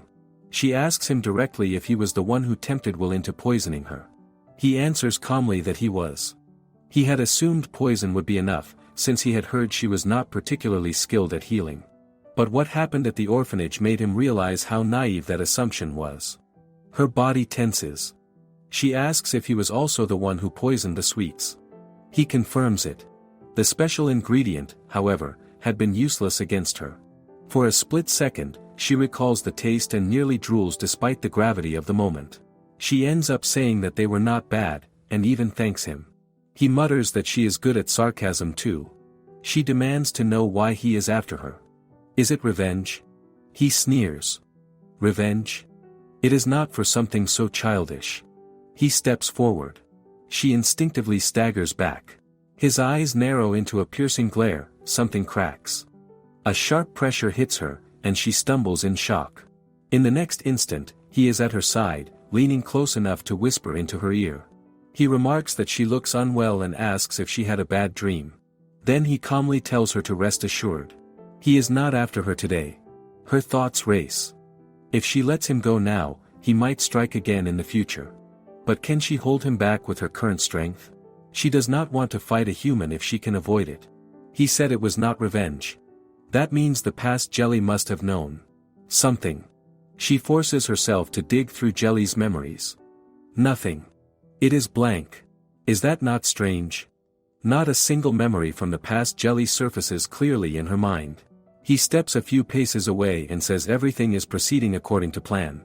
It is what that person desires as well. He has already achieved his goal, so he will take his leave for today. She reaches out toward him, but he warns her that if she does not want to lose something precious, she should not stick her nose where it does not belong. With that, he vanishes into the fog.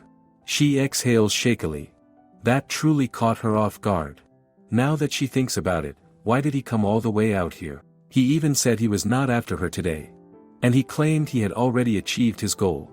What does that mean? If it was not her, then who? The lake. The barrier. Celestria. She freezes.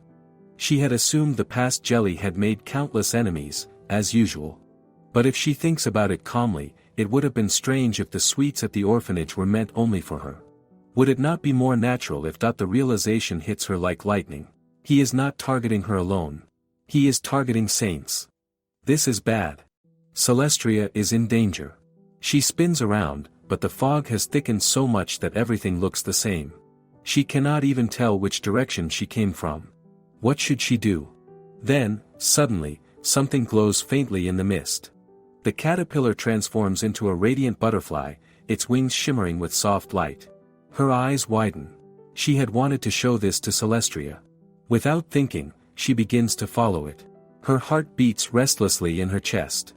The butterfly flutters ahead and finally lands gently on someone's forehead. Celestria lies on the ground, blood trickling down her temple, unconscious. Jelly rushes forward and pulls her into her arms, asking desperately if she is all right. Celestria weakly reaches toward her and murmurs "Goddess." Before losing consciousness completely, Jelly lets out a breath of relief. She is bleeding, but she is alive. She has only fainted. But suddenly her expression changes. Her eyes narrow. Her senses sharpen. She feels pairs of glowing eyes through the mist. One by one, wolves step forward, forming a wide circle around her and Celestria. Their growls rumble low and hostile. So they are the ones who did this to Celestria. Without hesitation, she bites down on her thumb. At once, multiple slimes spill out and split apart. She tells them to protect Celestria while they heal her. Not a single scratch more. Jelly slowly rises to her feet. She looks at them with open fury and calls them undisciplined mutts. How dare they lay a paw on her precious friend? Her finger shoots out, pointing straight at them, trembling with anger. Her usual softness is gone. Her voice drops into something cold and dangerous. She declares now it is time for punishment. Celestria forces herself up, her body trembling, and asks weakly why there are monsters in a place like this. Her gaze shifts toward the barrier. It is still active, still humming with power. Even now, it is working properly. One of the wolves lunges toward her, only to crash into the invisible barrier. It yelps as the force throws it back. She tells it they are not strong enough to break a saint's barrier. But the wolf only growls, her eyes drift toward the lake. The water suddenly stirs, and a massive fish with rows of sharp, jagged teeth rises near the surface. Her breath catches. She cannot even swim to escape, it is only a straight part back to the village. She doesn't think she can get away. For a moment, her legs shake. Then she slaps her own cheek. Hard. She reminds herself she is a saint. Saints exist to protect the people's peace. She cannot just stand here, shaking and waiting to die. She lifts her staff and swings at the nearest wolf as it leaps at her. The strike lands across its face. It yelps, then growls again, more furious than before. She tells it to come at her. She will take down as many as she can. Her life feels doomed anyway. Another wolf jumps. She sees it coming and then something slams into her. She is sent flying, crashing into the barrier device. Pain explodes at the back of her head as she drops to the ground, vision spinning. The wolves begin to circle her. As darkness creeps in, a thought slips through her fading mind. Was she a worthy saint? She went through all that training alone. She always believed she would stand alone until the very end. But then Jelly's face flashes across her thoughts. She wonders if Jelly would cry for her. As her consciousness flickers, she sees a presence standing ahead of her, glowing so brightly it hurts her eyes. In her daze, she whispers the word goddess. And then everything goes black again. Jelly's anger snaps into place and she snaps it is time for punishment. A wolf lunges at her. She casually slaps it across the face, the wolf stumbles back, stunned, staring at her as if deeply offended. Another one charges. It gets the same treatment. Then, in a blur, she moves. With inhuman speed, she grabs all wolves and hurls them straight toward the lake. The massive fish bursts from the water, jaws snapping open. Her mouth falls open in horror. So do the wolves. The ones that barely escape scramble back, fur torn and half-eaten. She quickly mutters that it is their fault first. Without pausing, she grabs them by the tails and flings it into the water. The fish devours it in a violent splash. She realizes surely the leg monster is his doing too. She will beat that fish in no time. The man, he was scary, but for some reason these monsters are not. Maybe it is because she finally understands how to use this body now. For the first time, she feels it clearly. She does not feel like she is going to lose. The slimes call out to her, telling her she is healed and that she will find out the truth if they do not hurry. She thanks them softly. Then she looks down at Celestria and checks her forehead. The bleeding has stopped. She looks better now. Jelly finally lets out a quiet breath of relief. Carefully, she pulls Celestria onto her back and starts walking. Celestria stirs weakly and murmurs that so many things have happened and none of it makes sense. Still, she says they should go back first. Then, slowly, her eyes begin to open. The moment she fully wakes, she jerks back in panic, eyes wide. She demands to know why she is here. What about the monsters? What happened to them? Jelly freezes. Her mind scrambles. What should she say? A quick visit to watch a saint at work? No, she definitely cannot say that. Before she even realizes it, she blurts that it was a butterfly. A glowing butterfly. She followed it and found her lying on the ground. The monsters got startled by the light and ran off, falling into the lake. Celestria huffs, clearly unconvinced, and asks why she would believe such a ridiculous story. Jelly looks at her, her eyes wide and sparkling, blinking innocently as she tells her to look into them. She asks if those look like the eyes of a liar. Celestria huffs again and mutters whatever. Besides, she feels like she saw the butterfly too. It was just like a messenger of the goddess. Jelly thinks to herself that she actually wanted to show her that butterfly as a present. She wanted them to see it together.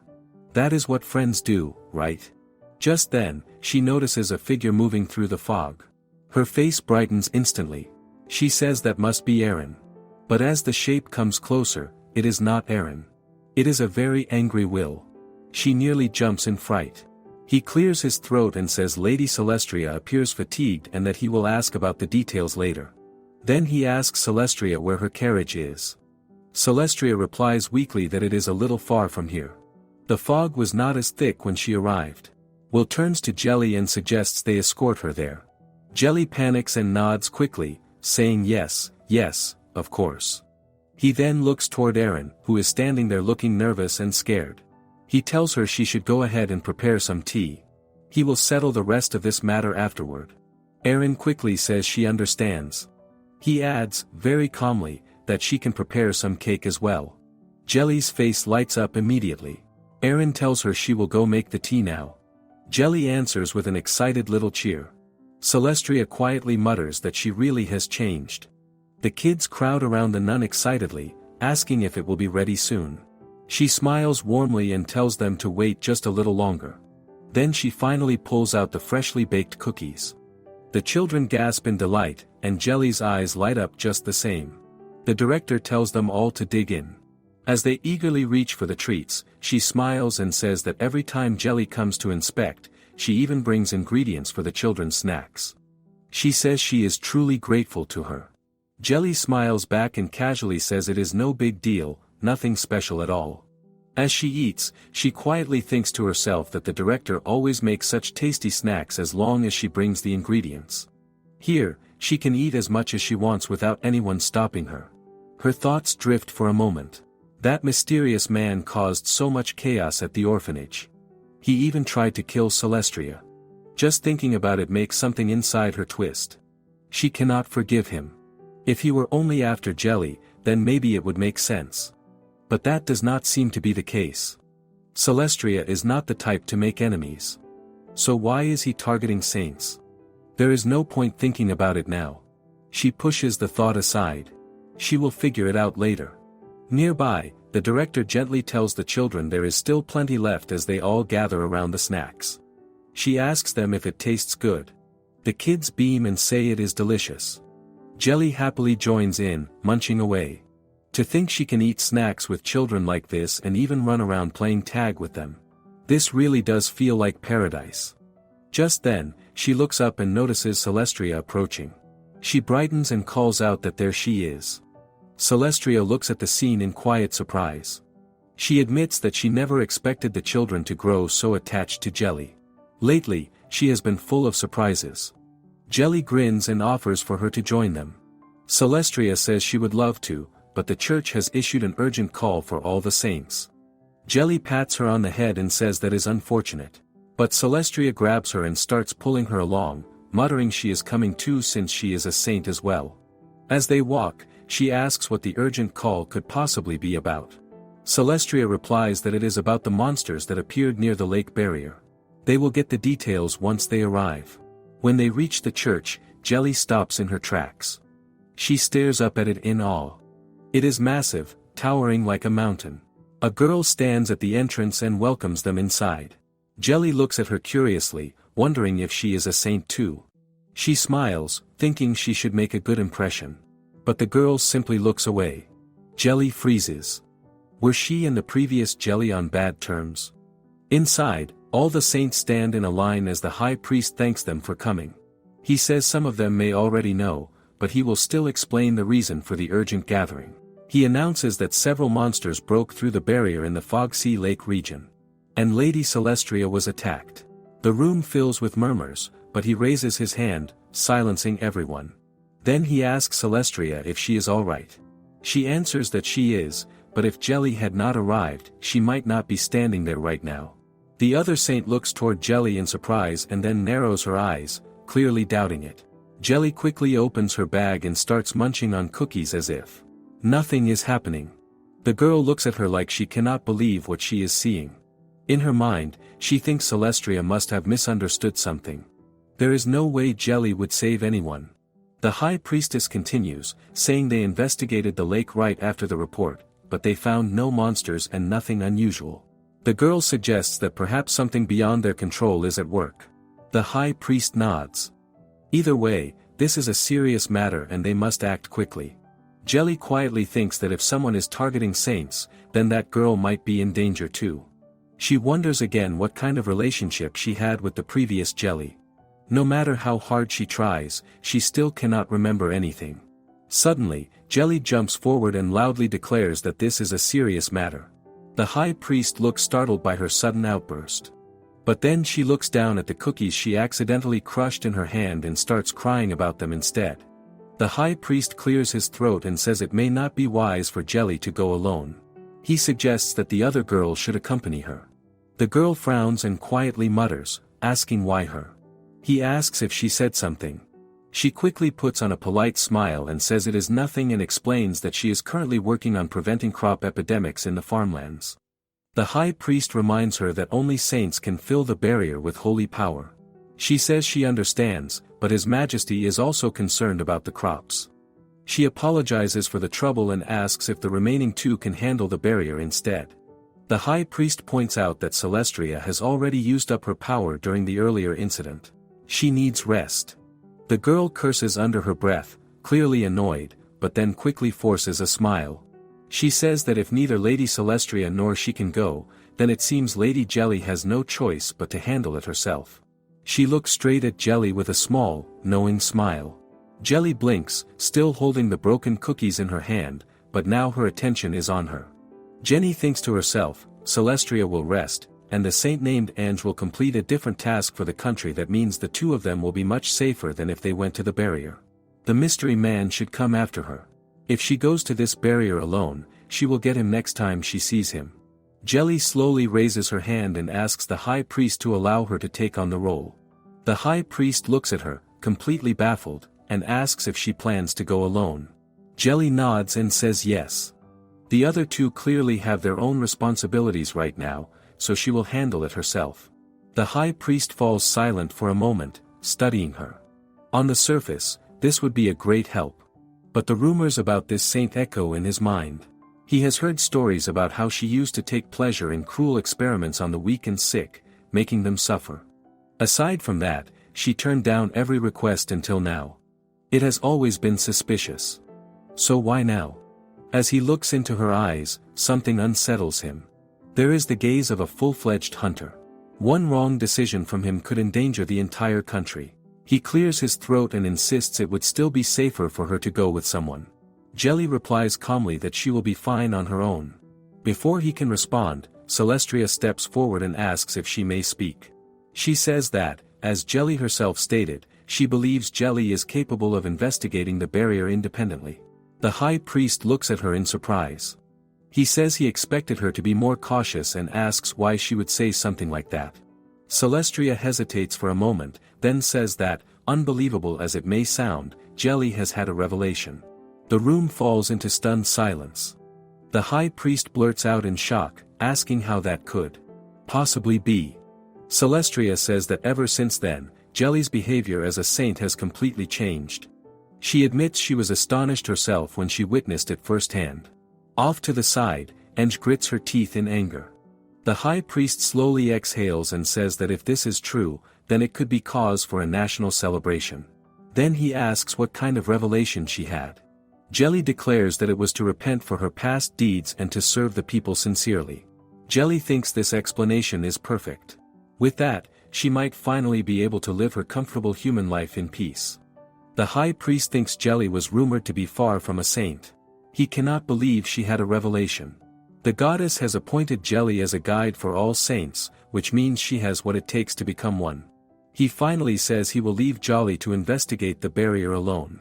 Suddenly, Angie intervenes and says now that she thinks about it, it seems like something one person couldn't possibly hope to do alone. She thought she might give her a hand. She thinks, why is Jenny willing to do her job? It should have been her reluctantly biting the bullet and taking the job that no one else wanted to do.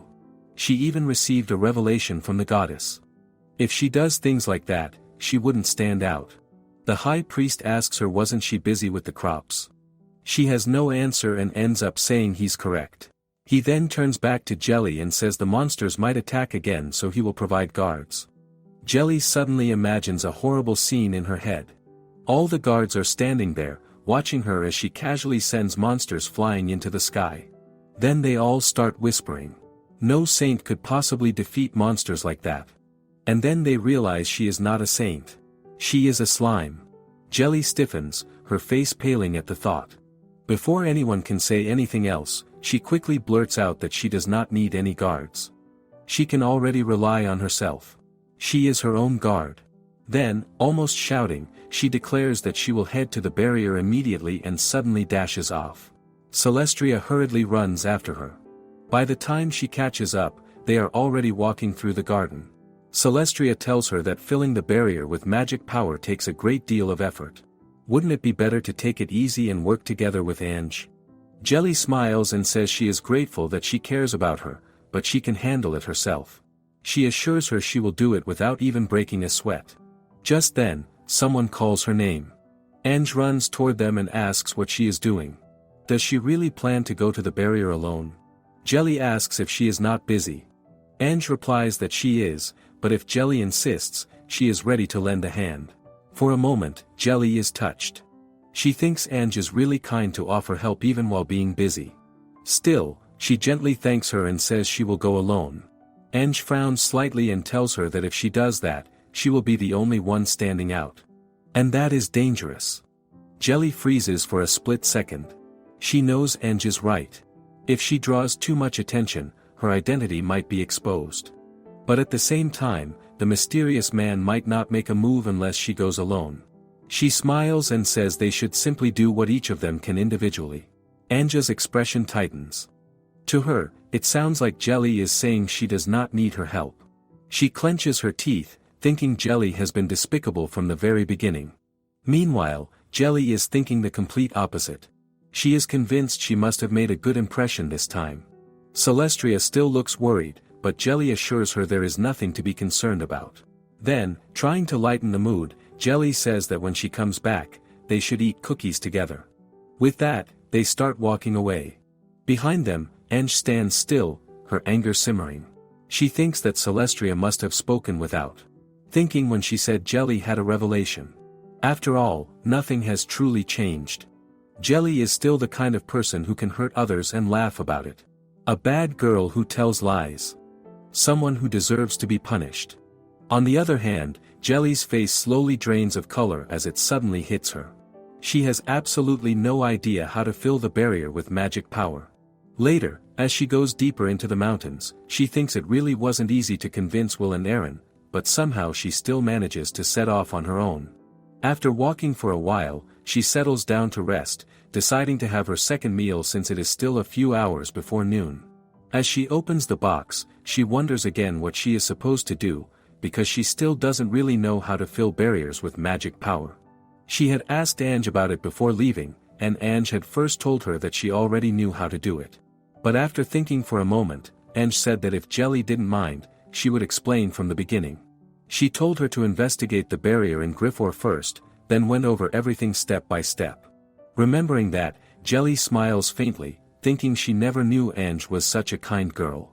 If things keep going like this, she is one step closer to living a peaceful human life. She eats quietly, sharing bits of food with the squirrels and pigeons that gather around her. After a while, she decides it is time to move again. She wants to reach the barrier by noon at the latest, so she needs to be patient and save the rest of the food for later, after the investigation. She closes the box as the squirrels and birds keep trying to nibble at it, calling them little food thieves and telling them that's enough, since they already ate more than half of the sandwiches. As she stands and prepares to leave, a strange uneasiness settles in her chest. She hopes nothing happens on the way, but she can't shake the feeling that he might be watching from somewhere. Since the other saints are in town, he might come after her. He could even use monsters to attack her, just like he did to Celestria. She grips the bag she's carrying and starts swinging it lightly in her hand, thinking that if any monsters show up, she will deal with them. But the strap suddenly slips from her fingers. The bag flies through the air and lands straight into someone sitting between the rocks. Startled, she quickly takes a defensive stance, assuming it must be a monster. There he is, she thinks. He came earlier than expected. But it's a man. He snaps. What the hell did she put in there to make it hit so hard? Before she can react, he shouts to someone to grab her. In the next moment, several men rush at her with weapons drawn. They surround her and restrain her while she struggles to think what to do. They don't seem difficult to defeat, but she doesn't want to hurt humans. Even before she got used to this body, she had sent Will flying by accident. If she fights seriously now, it could turn into a complete mess. But what if they are the mysterious man's subordinates? That would be bad. As she snaps out of her thoughts, she realizes she is completely tied up, ropes wrapped tightly around her body. She must have been thinking too much and let her guard down. One of the men looks at her and says she is just like the rumors described. She blinks. So she really was too distracted. He leans closer and warns her that if she makes any noise, things will get scary for her. Now that she thinks about it, though, these men do not seem like the mysterious man's followers. They are too disorganized. Too loud. They are practically like children playing at being knights. The thought makes her burst out laughing. All the men stare at her in shock. The leader quickly tells the others to hurry up and take the young lady away. Jelly decides she will just see how this plays out. The man looks down at her and tells her not to resist. They will let her go once they are finished. She asks if they will be done by noon. He replies that it depends on her luck. That answer makes her relax a little. If they were connected to the mysterious man, they would not be talking about luck. And they do not seem eager to kill a saint with their own hands. So they probably have nothing to do with him. She asks them who they are. The man grins proudly and declares that they are brigands. Not just any brigands, super bad ones, blinded by money. They say she must be a noble lady. They plan to demand ransom. It will not break the bank for someone like her. Once they get paid, she will be free. She looks at him with a strange expression and asks innocently if he wants money. Could he not just work hard to earn it instead of doing this? The man starts trembling in anger and says this is exactly why he cannot stand nobles. They understand nothing. Jelly freezes, confused. Why are they getting angry? They drag her into a wooden house and decide to leave her there. As one of them sets her down, her head bumps against the wooden floor. He immediately apologizes and asks if she is all right. She replies that she is fine. He sighs in relief and awkwardly tells her that if she struggles too much, she might hit her head again. He was just being kind enough to warn her. Jelly blinks. Are they really brigands? The ones she saw in the forest before were much more frightening. The leader then tells the others that he has something to discuss and orders them to go to the back room. In a small voice, Jelly asks if they are really leaving her alone. The moment they disappear, she calmly stands up. She bends her arms slightly, and the ropes snap apart under the pressure. She feels sorry for the bandits. Still, she needs to hurry and reach the barrier. Just as she is about to step outside, they suddenly come running out of the back room. The leader screams at the top of his lungs, "There are monsters." The wolves lunge at the brigands, forcing them to the grounds as their leader swings his weapon wildly, shouting for the monsters to attack him instead. The boy who warned Jelly about not squirming is badly injured. The leader scoops him up and drags him into a nearby lab, checking frantically if he is alright. The boy shakes his head weakly, insisting that everyone else should be left behind and that the leader should run. The leader clenches his jaw, realizing he cannot abandon the young girl either. One of the men points out that by the time they left the mountain hut, she has already escaped. The leader exhales in relief. He lifts the injured boy and mutters that they are out of luck. Another man asks what they should do next, but the leader can only shrug. Their best chance is to try, though it will likely be a pathetic end for them. Suddenly, the wolves begin growling lowly, their fur bristling and eyes guarded. The men notice the strange behavior, alarm spreading through them. The leader demands to know what is happening. Then Jelly appears in the clearing, crossing her arms and letting out a huff. She says that was a total detour. They will all pay for this. The men stare at her in disbelief, unable to comprehend why she has returned. The leader instinctively urges her to run, but she refuses, her expression incredulous. She has been told not to run before, and now they are telling her to flee. She is determined that they will all regret underestimating her. The leader says she can do as she wishes if she survives, but for now, she needs to get away. A wolf lunges at her, and the men freeze, holding their breath in anticipation. With a casual flick of her back, Jelly strikes the wolf, sending it crashing into a tree trunk. The men can hardly believe what they are witnessing. She realizes she did that in front of humans. What if they find out she's a slime? The remaining monsters run away. The men are shaking as one of them says even though there was nothing the three of them could do against the monster. The leader whispers in disbelief, "Who is this young girl?" The leader freaks out as Jelly walks up, saying she wants to talk to him about a few things. The men all freeze, shaking like leaves in a storm. One mutters that there's no escape, the leader stammers they will tell her everything, so will she let them off. Jelly thinks to herself, thank God they didn't find out, and tells them it depends on what they say. Before they can respond, she uses her healing powers, and the glowing light from her hands shocks them. They watch in disbelief as their wounds close up right before their eyes. The leader stammers, clearly flustered, asking what kind of power this is. Jelly, proud, declares that it is the saint's power. They all freeze, mouths agape, staring at her hair, her appearance. Then she smiles and announces her name, Jelly Aspic. The men start trembling again as they realize it's her. They've heard stories about her. The leader quickly composes himself, muttering that this must be the goddess guidance. He explains that they are the village vigilantes at the foot of the mountain, not brigands. Jelly thinks just as she thought they're not brigands after all. He goes on to explain that an epidemic has spread among the crops this year. The harvest looks hopeless, and winter will bring starvation unless something is done. They tried appealing to the ruler, but she ignored them. When they heard a noble might travel the mountain path alone, they tried kidnapping for money, against their better judgment. Jelly shakes her head, thinking it's the ruler's fault for ignoring them. What a foolish ruler. The leader freezes, then blurts out that the ruler is the deputy head of the Aspic family. Jelly's mouth drops open in a comical, almost cartoonish way. Oh no, this must be her fault too. The villagers will kill her if she doesn't do something. She quickly says of course she's aware of that and what she meant was why she's so foolish. Pulling one apple from her bag, she hands over the huge bag filled with rest to them, telling them to take it if the villagers need food immediately. The leader takes the bag in shock, barely able to process it. He realizes it's more than enough for the starving villagers and asks if she brought all of this knowing everything all along. Jelly tells them they should help themselves. Even this food originally belonged to them, and she will solve all the problems, that is a saint's duty. Birds fly over her head, squirrels crawl across her body, and sunlight hits her just right. She looks ethereal, like something out of a painting, and they all watch in awe. Jelly thinks about asking Angie about the crop disease. If the village prospers, they'll send her more tasty food, she reasons. She holds onto the bag strapped tightly as the leader tries to take it from her.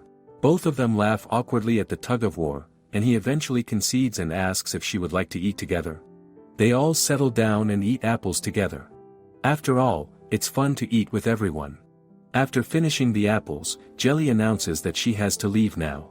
The leader thanks her sincerely for the food, bowing his head. Jelly smiles, thinking that eating together with everyone really is wonderful. Just as she is about to head off, the leader suddenly asks what she was doing on the mountain trail in the first place. She blinks at him in confusion. Then she shoots to her feet and lets out a horrified scream. She completely forgot. Moments later, she rushes off and soon arrives at the barrier device. She nearly forgot her actual task to investigate the barrier. Thankfully, the vigilantes showed her a shortcut. Honestly, it would have been faster if they had come with her. But if she keeps using her powers in front of humans, they might start suspecting her identity. Besides, if the mysterious man is being cautious, this trip might be pointless anyway. She frowns. Next time, she has to catch him for sure. When she looks around, she realizes it is eerily quiet. No monsters. No mysterious man waiting in ambush. Then she spots a huge glowing structure ahead. So this is the barrier device. She walks up and touches it carefully. At first, everything seems fine. But suddenly, a sharp cracking sound comes from within the device. She jumps back in alarm. The magical power inside the barrier is low. She has to refill it, but if she pours her power in, she will leave herself defenseless. She still has plenty of magic left, she thinks, but if she lowers her guard now, the mysterious man is more likely to strike. She calls out, asking if anyone is there. Silence. After a moment, she summons her slimes and tells them to search thoroughly to see if anyone is hiding nearby. This situation would make it much easier to ambush her than attacking Celestria or Angie. So why is he not here? Why is nothing happening? Did she miss something? The monsters should have appeared here. Then she pauses. The monsters earlier. Could it be they were sent after her when she escaped alone from the mountain hut? Maybe the mysterious man assumed she was still trapped because he had seen those men before. Perhaps he acted too soon and sent the monsters to attack the hut instead. Which means he failed again without her even realizing it. She narrows her eyes. Isn't he a bit too careless for someone so unpredictable? She sighs. Since she already drove the monsters away, next time she will not let them escape. On her way back, she looks for nuts and happily gathers some. She has not eaten them in a long time. Soon enough, she finds herself back near the mountain hut, almost at the foot of the mountain. The leader calls out to her. She turns and asks if he still has not returned to the village. He explains that he sent the others back first with the food. As for him, he realized he had not thanked her properly. He bows deeply, expressing his gratitude for her help. She thanks him as well, saying she gained a valuable experience today. He admits he never wants to pretend to be a brigand again. Under his breath, he mutters that he will never let the brats down. She tilts her head and asks if something is wrong. He quickly says no. He just hopes the food reaches all the children in the village. Jelly suddenly realizes she has eaten all the nuts. Only one is left in her hand. At that moment, a pigeon flutters down in front of her, holding a bunch of red grapes. A squirrel chitters beside her, as if thanking her for the sandwiches earlier. She hesitates, then takes a careful bite of a grape. It does not seem poisonous. Her eyes widen. They are delicious. Soon, more pigeons and squirrels arrive, bringing even more grapes. The leader stares at the scene in disbelief and asks what in the world is happening. Jelly replies solemnly that this must also be the goddess's guidance. She adds that the children in the village would surely be delighted to have these. Secretly, she also wants to bring some home for Aaron and Will. The leader then asks what she plans to do next. She says she must pass through the forest after going down the mountain. He suggests that if she is heading that way, she could pass by their village since it is closer to the forest path. He wants her to hand the grapes to the children personally. It is only a small village without any particular specialty, though. She says she does not mind that it has no specialty. Then she repeats the word. Specialty. Her eyes suddenly light up. Wouldn't the village be saved if they grew these red grapes and made them their specialty? If grapes start reaching the town, everyone would be happy. When they harvest a lot, she can have sweets made from them and she will remember to send some to these men too. She asks him whether, once she returns, he can gather people who know how to grow crops. He says he does not mind, but asks why she wants that. She tells him she has a feeling this fruit could save the village, though she is not sure how to grow it properly yet. He says the villagers would surely like the idea. Maybe they can think of something. He wonders if anyone in their town knows how to grow rare fruits like red grapes. Jelly smiles confidently and tells him not to worry. It will surely work. After all, she has a very reliable friend when it comes to crops. When they reach the village, the men who returned earlier are still standing near the entrance. The moment they see the leader walking back with Jelly, they freeze. He really brought her. Whispers spread instantly. The children grow excited as well. But the village chief does not share their excitement. The elderly man's face drains of color as recognition dawns on him. Jelly Apic. The infamous villainess. If the ruler has ignored their tiny village for years, why would someone like her suddenly appear here? Of all people, why her? Jelly notices his reaction and wonders if he knows the previous Jelly. Meanwhile he is horrified.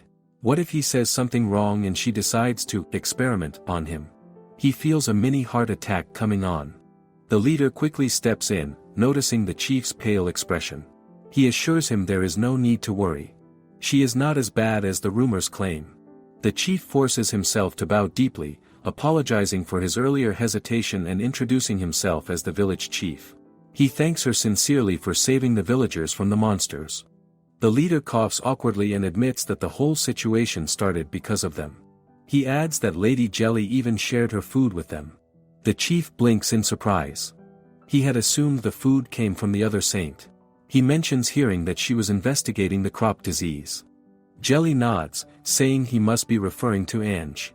The leader offers to take her to the fields, explaining that the crop experts should be there as well. Just then, several children run up to her, asking if she is leaving already. She smiles gently and tells them that a friend of hers seems to be in the fields. The children gasp and immediately ask if they can go with her. She replies that of course they can. The children squeal and hug each other excitedly. She watches them quietly, observing the way they share their joy so openly. So this is how humans express happiness, she thinks. Meanwhile, in the fields, Angie is examining the diseased crops carefully. She instructs the villagers to cut off the infected plants quickly to prevent the spread. She thinks it's too late. Even if it is by royal decree, why should she have to take care of Jelly's territory as well? Even if she does well in this small village, she cannot stand out at all. She needs to stand out even more, for it is her destiny to be the rising star who leads and save others. She stated she had a revelation. That perennial floral ornament should stop talking nonsense. But then Angie suddenly lets out a small scream as someone hugs her tightly from behind. Startled and horrified, she turns around and freezes when she sees Jelly. She had been sure Jelly would be struggling somewhere on the mountain by now. Why is she here? Jelly casually explains that she met some people on her way up the mountain, and they invited her to the village. The leader steps forward and politely greets Angie, saying it is a pleasure to meet her. He studies her face for a moment, frowning slightly as if trying to recall something. Then his eyes light up. He realizes she is the one who mentioned that a noble might be passing through Griffor alone. Angie pretends not to understand, acting as if she does not remember saying anything like that. But the leader suddenly grabs her hand and thanks her. He says she saved the village. Angie stares at him, completely dumbfounded. He grows emotional, even starting to sob, saying that if he had not met Lady Jelly, their village would have perished from hunger and despair. Angie grits her teeth at that but quickly forces a composed expression. She modestly insists that she did nothing and that if things worked out, it must have been the goddess's guidance. Jelly, watching from the side, wonders if Angie had actually said that earlier to inform her about the village's situation. She smiles softly, cheeks turning pink, thinking that friends really are wonderful. But to Angie, that smile looks different. It feels like a smug, knowing grin, as if Jelly had planned everything from the start. She decides she just needs to wait. Jelly would not be smiling for long. Angie then calmly announces that she has finished investigating the crop disease and will be returning now. The children nearby immediately look worried. One boy hesitantly asks if they are going to starve. A little girl quietly wonders if the crops are ruined now. Angie pauses. She crouches down and gently ruffles the boy's hair. In her heart, she thinks she cannot stop here. Her duty is to stand out more, to save more people. Jelly suddenly speaks up, telling the children not to worry. She says they can leave everything to Angie and her, because they are friends. Angie stiffens at those words. She thinks bitterly that this wicked, smiling girl has a lot of nerve making decisions on her behalf. One of the children offers Angie some grapes. She accepts one and takes a bite. Immediately, her expression changes. She wonders if this is a variety unique to this region. It tastes rare. The soil here might be perfect for cultivating it. Perhaps it could be used for liquor. Maybe even medicine. The leader tries to say something, but she tells him to stay quiet while she examines it further. It also seems very nutritious. She thinks she must take it back to the lab right away for proper study. The leader then explains that the fruit is something Lady Jelly received from the goddess. Angie looks at the grapes again. That cannot be possible. The leader adds that they were hoping to cultivate it as a local specialty for the village. Angie starts to say that it would not be easy, but her voice trails off as she notices everyone watching her. Their eyes are filled with hope. They are counting on her. A thought forms in her mind. Maybe she is the more reliable one. Maybe she is the only one who can truly save them. She clears her throat and turns to Jelly, asking if that story is true and whether she can swear to it in the name of a saint. Jelly nods immediately, thinking she will simply keep it a secret that squirrels and birds had collected the fruit for her. Angie then solemnly declares, in the name of a saint, that she will succeed in cultivating this fruit. She also promises to take every possible measure against the crop disease. The villagers begin thanking her with relief and excitement. Jelly thanks her too, happily saying that even an unfamiliar fruit can be grown if they all work together. She thinks to herself again that humans really are amazing. Then Jelly suddenly says she has something else precious and asks if Angie would accept it. She places the last nut in Angie's hand. For a brief moment, Angie is genuinely moved, thinking that Jelly is doing something surprisingly thoughtful. But the doubt creeps back in almost instantly. That smile again. It must mean something. She convinces herself that Jelly is hiding something and decides she will get her revenge someday. Meanwhile, Jelly simply beams, thinking to herself that she managed to get along with Angie. As she walks deeper into the forest, it already feels a little nostalgic, even though it hasn't been that long since she became human. The air carries that same soft, pleasant scent of leaves and earth she remembers so well. It's strange to think the very forest she used to live in as a slime has a barrier around it. Soon, she reaches a huge tree with a faint barrier wrapped around it. She tilts her head, thinking that even though she passed this place so many times before, she never noticed it. Reaching out, she lightly touches it and murmurs that there's still enough magical power left. The barrier seems perfectly fine. She looks down at her body for a moment, realizing just how used she's gotten to it. She's not a slime anymore. She doesn't have to crawl around searching desperately for food. The thought makes her jump in place, unable to hide her happiness. She's really, truly happy to be human. Alright, next is the mystery man. She can feel his presence somewhere ahead. As she walks further in, she comes across an old, small building tucked between the trees. It looks worn, but oddly beautiful. She wonders if this is the training place Jelly once mentioned. Pushing the door open, it creaks loudly, and she pauses, eyeing the structure nervously, asking if it's not about to collapse on her. Inside, she finds a huge statue of a beautiful goddess. She stares up at it, thinking this must be the goddess Celestria and Angie always talk about. Someone suddenly whispers her name. She spins around quickly, asking if someone is there, but there's nothing. Only the wind brushes past her from behind. As she turns back, branches suddenly lunge toward her.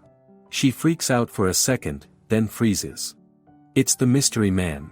He steps forward with a small smile and greets her, saying she won't escape this time. He swears he'll bury her for good. She answers right back that the same goes for him. If he wants to kill someone, he should try it on her instead of going after her precious friends. He raises his hand, smirking, saying he wants to see how long that confidence lasts. Then he calls out, and thick vines burst out from the ground, twisting and rising high into the air. They look so long and creepy that she just stares at them with her mouth hanging open. What is with that monster? Still, she ends up smiling. Fighting a monster isn't scary. He says he already knows normal poison won't work on her, but this creature's poison is strong enough to make even a dragon faint. She repeats in surprise, poison that can defeat a dragon? Then she thinks to herself that it probably still wouldn't work on a slime, though. The vines suddenly rush at her, wrapping tightly around her arms and legs and slamming her to the ground, binding her in place. The mystery man watches, sounding almost bored as he says it took some effort, but it turned out to be less satisfying than he expected. When she stops struggling, he mutters that that's one down and walks closer to check. The moment he gets near, she suddenly grabs him. Her face is completely blank as she asks, weaker than a dragon? Who decided that? He panics and shouts for the vines to save him. They lash out at her again, but he can only stare in shock. How is he supposed to kill her? Breathing hard, he finally says he understands now. He thought the chosen one was pious Celestria, but it was her all along. She must be the one chosen by the goddess. She's been acting badly on purpose so no one would suspect her. She simply answers yes, letting him believe it. Now he says he has no reason to go after the other saints anymore. She's his real target. She smiles quietly to herself. Good. That just makes it easier for her to catch him for sure. She tells him he will never escape her. There's something unsettling in her expression. He instinctively takes a step back. He says he knew it. From the start, she was the real danger. No matter what, he must bring her down here. The vines respond to his will. They grow larger than before and surge upward. Her mouth falls open. What just happened? Why did it suddenly become this brutal? It must be because of that core inside the vines, she thinks. Fine. She'll just take it from him in a flash, but then she smells something. It's sweet. She blinks. What is that scent? Her vision grows hazy. He smiles, twisted and satisfied, and explains that the pollen of the venom vines is a deadly hallucinogen. Soon, it will numb her senses. She'll fall asleep and die without ever waking. She blinks again and murmurs, meat? He stiffens. To her unfocused eyes, he suddenly looks like a well-dressed salad topped with premium meat. He stares at her in disbelief and demands to know why she isn't dead yet. But she sways slightly, dazed, and grabs him, pulling him closer. In a dreamy voice, she tells him that's fine, she'll just eat him in one bite. His face goes pale. He mutters that it must just be the hallucinogenic effect. It has to be. He urgently commands the venom vines to restrain her again. They lash out and bind her tightly. But to her, it feels different. It feels like Angie and Celestria are holding her. Celestria gently tells her she shouldn't eat in a place like this. Angie, smiling sweetly, asks if she hasn't been working a little too hard lately. Maybe she should get some sleep. She nods obediently. Yes. Maybe just a little nap. Her eyes close. The mystery man watches carefully. Did it work? He approaches cautiously and checks her breathing. She's not dead. Just sleeping. So she truly is the saint chosen by the goddess. He never thought he would be pushed this far. But it doesn't matter. He draws a sword and drives the blade straight into her heart. Her eyes snap open in shock. He begins to laugh and says he finally did it. Now that person will surely be pleased. Inside her dream, Jelly calls out to Celestria. To Angie. No one answers. It feels like she's forgotten something important. But she's so tired. Maybe she'll just sleep a little longer. Back in the forest, the mystery man looks down at her unmoving body and calls her the finest of the goddesses chosen. But since he's no longer interested in an empty shell, he leaves the rest to the venom vines. He turns and walks back into the forest. Rain begins to pour. A butterfly that had been fluttering weakly around Jelly drifts downward. Gently, it slips into her chest. Suddenly a brilliant light bursts from her heart.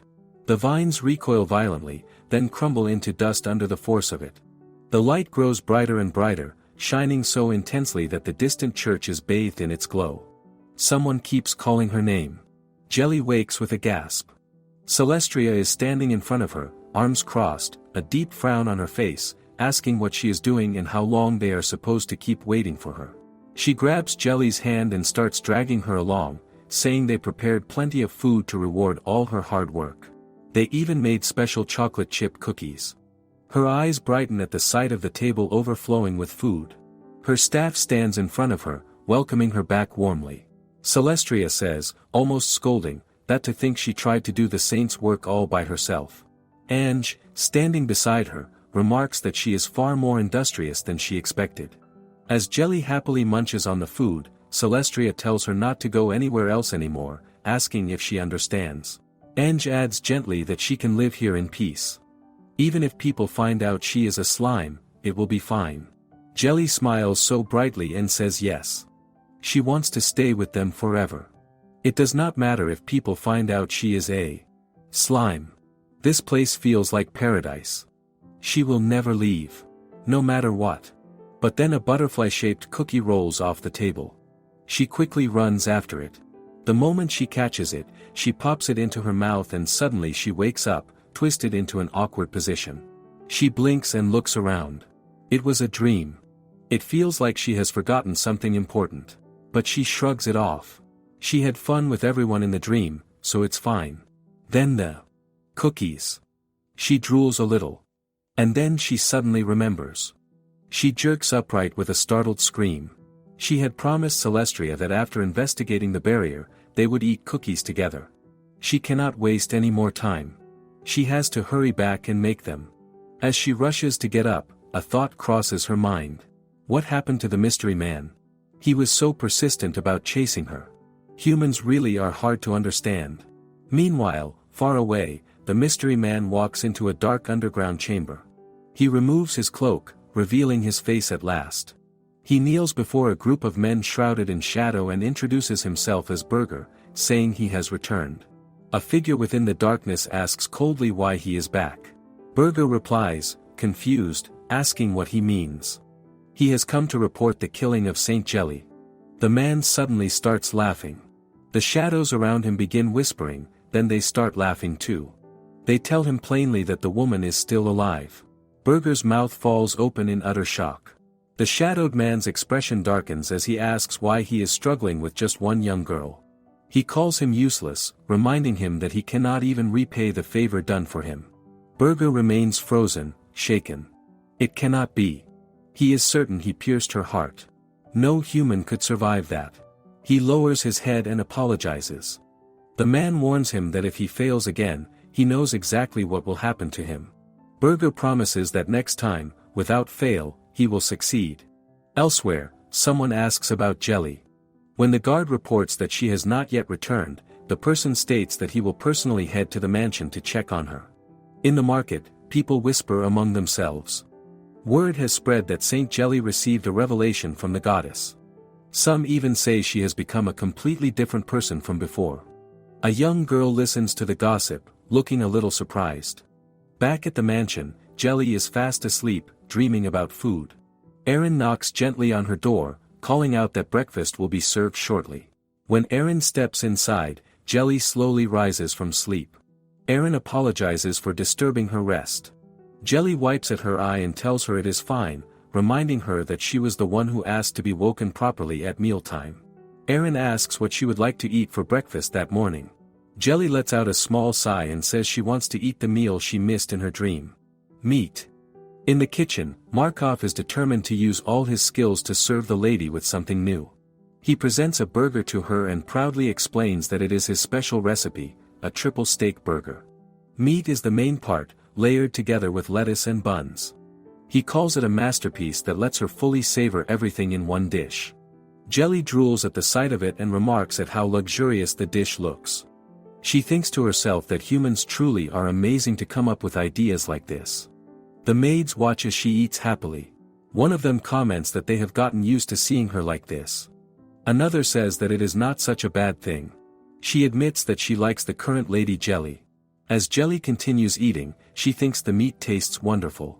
She has been getting along well with the humans in the mansion, more than she ever could have hoped for. She cannot stop thinking about the mystery man though. Now that she thinks of it, he was accompanied by those monsters. How did he do it? Did he train them to attack people? Like teaching them a new trick by luring them with food or something? And they understood human language very well. Luring monsters with food? He is truly her natural enemy. Well, it will be fine if he doesn't find out that she is a slime. She will keep quiet for now. Aaron then asks if she would like a cup of tea. Jelly's eyes drift straight to the cookies. Cookies and tea are the perfect pair. Such a comfortable human life. She can never let this go. Here, she does not have to worry about being attacked, and she can stuff herself with her favorite sweets whenever she wants. Just as she reaches for another cookie, Will appears and announces that a messenger from the church has arrived. Jelly pauses, confused. She already made sure to send a report about the barrier investigation, so what could this be about? For a brief moment, she wonders if it might be something pleasant, maybe even an invitation to a tea party. She considers saving some cookies as a gift. Then Will adds that he has brought the man inside. A chill washes over her. She slowly looks toward the stranger with dark eyes, unease creeping up her spine. Who is he? Something about him makes her restless. The man kneels before her and introduces himself, saying it is a pleasure to meet her and that his name is Leon, the hero. Everyone in the room stiffens at once. Will immediately asks if he means Leon, the dragon-slaying hero. Leon calmly replies that he did not truly slay a dragon and that the title of hero is far too grand for him. He says she can simply think of him as a mere guard. Jelly goes rigid, internally wailing in pure dramatic horror. This is bad. Her natural enemy has come. Her thoughts spiral. Could it be that he found out she is a slime? Leon then explains that he received an order from the church. Her heart drops. She is certain now. He came to kill her on the church's orders. In a panic, she starts stuffing cookies into her mouth one after another, thinking she has to eat them all before he kills her. But Leon continues, explaining that his order is to stay by Jelly's side at all times and protect her. The staff immediately relax, their faces lighting up with relief. The idea of a hero serving as her personal guard sounds incredible to them. To them, this only proves how important she is. Leon calmly adds that he will protect her even if it costs him his life. Jelly quickly refuses. The entire room goes silent. Inside, she is horrified. Stay with her at all times. Absolutely not. She has to refuse and somehow get him to leave. Aaron and Will quickly step forward. Aaron gently begs her to reconsider, while Will blurts out that having a hero for her personal safety would be incredibly reassuring. Jelly hesitates. Seeing their hopeful expressions, she realizes she cannot say no to them. In the end, she forces herself to agree. Inside, she is certain of one thing. The moment he discovers she is a monster, he will kill her. She is completely convinced she could never defeat someone like him. Leon thanks her calmly for allowing him to stay. She replies with a strained voice, already sweating. Oh no. Things are getting out of hand. She thought she was finally safe at home. So how did it end up like this? Deep in the forest, a slime tells the others that humans can slay dragons. It says that it is almost a miracle he is alive like this and warns the others that they must never approach heroes if they value their lives. At the dinner table, Jelly sits before a spread of delicious food, but her expression is tense, as if the food itself might attack. She glances at the hero standing at the other end of the table and quickly looks away. The most dangerous human, the village chief. Mentioned is here, even during her favorite meal, making it impossible for her to relax. She needs to appear normal, act excited.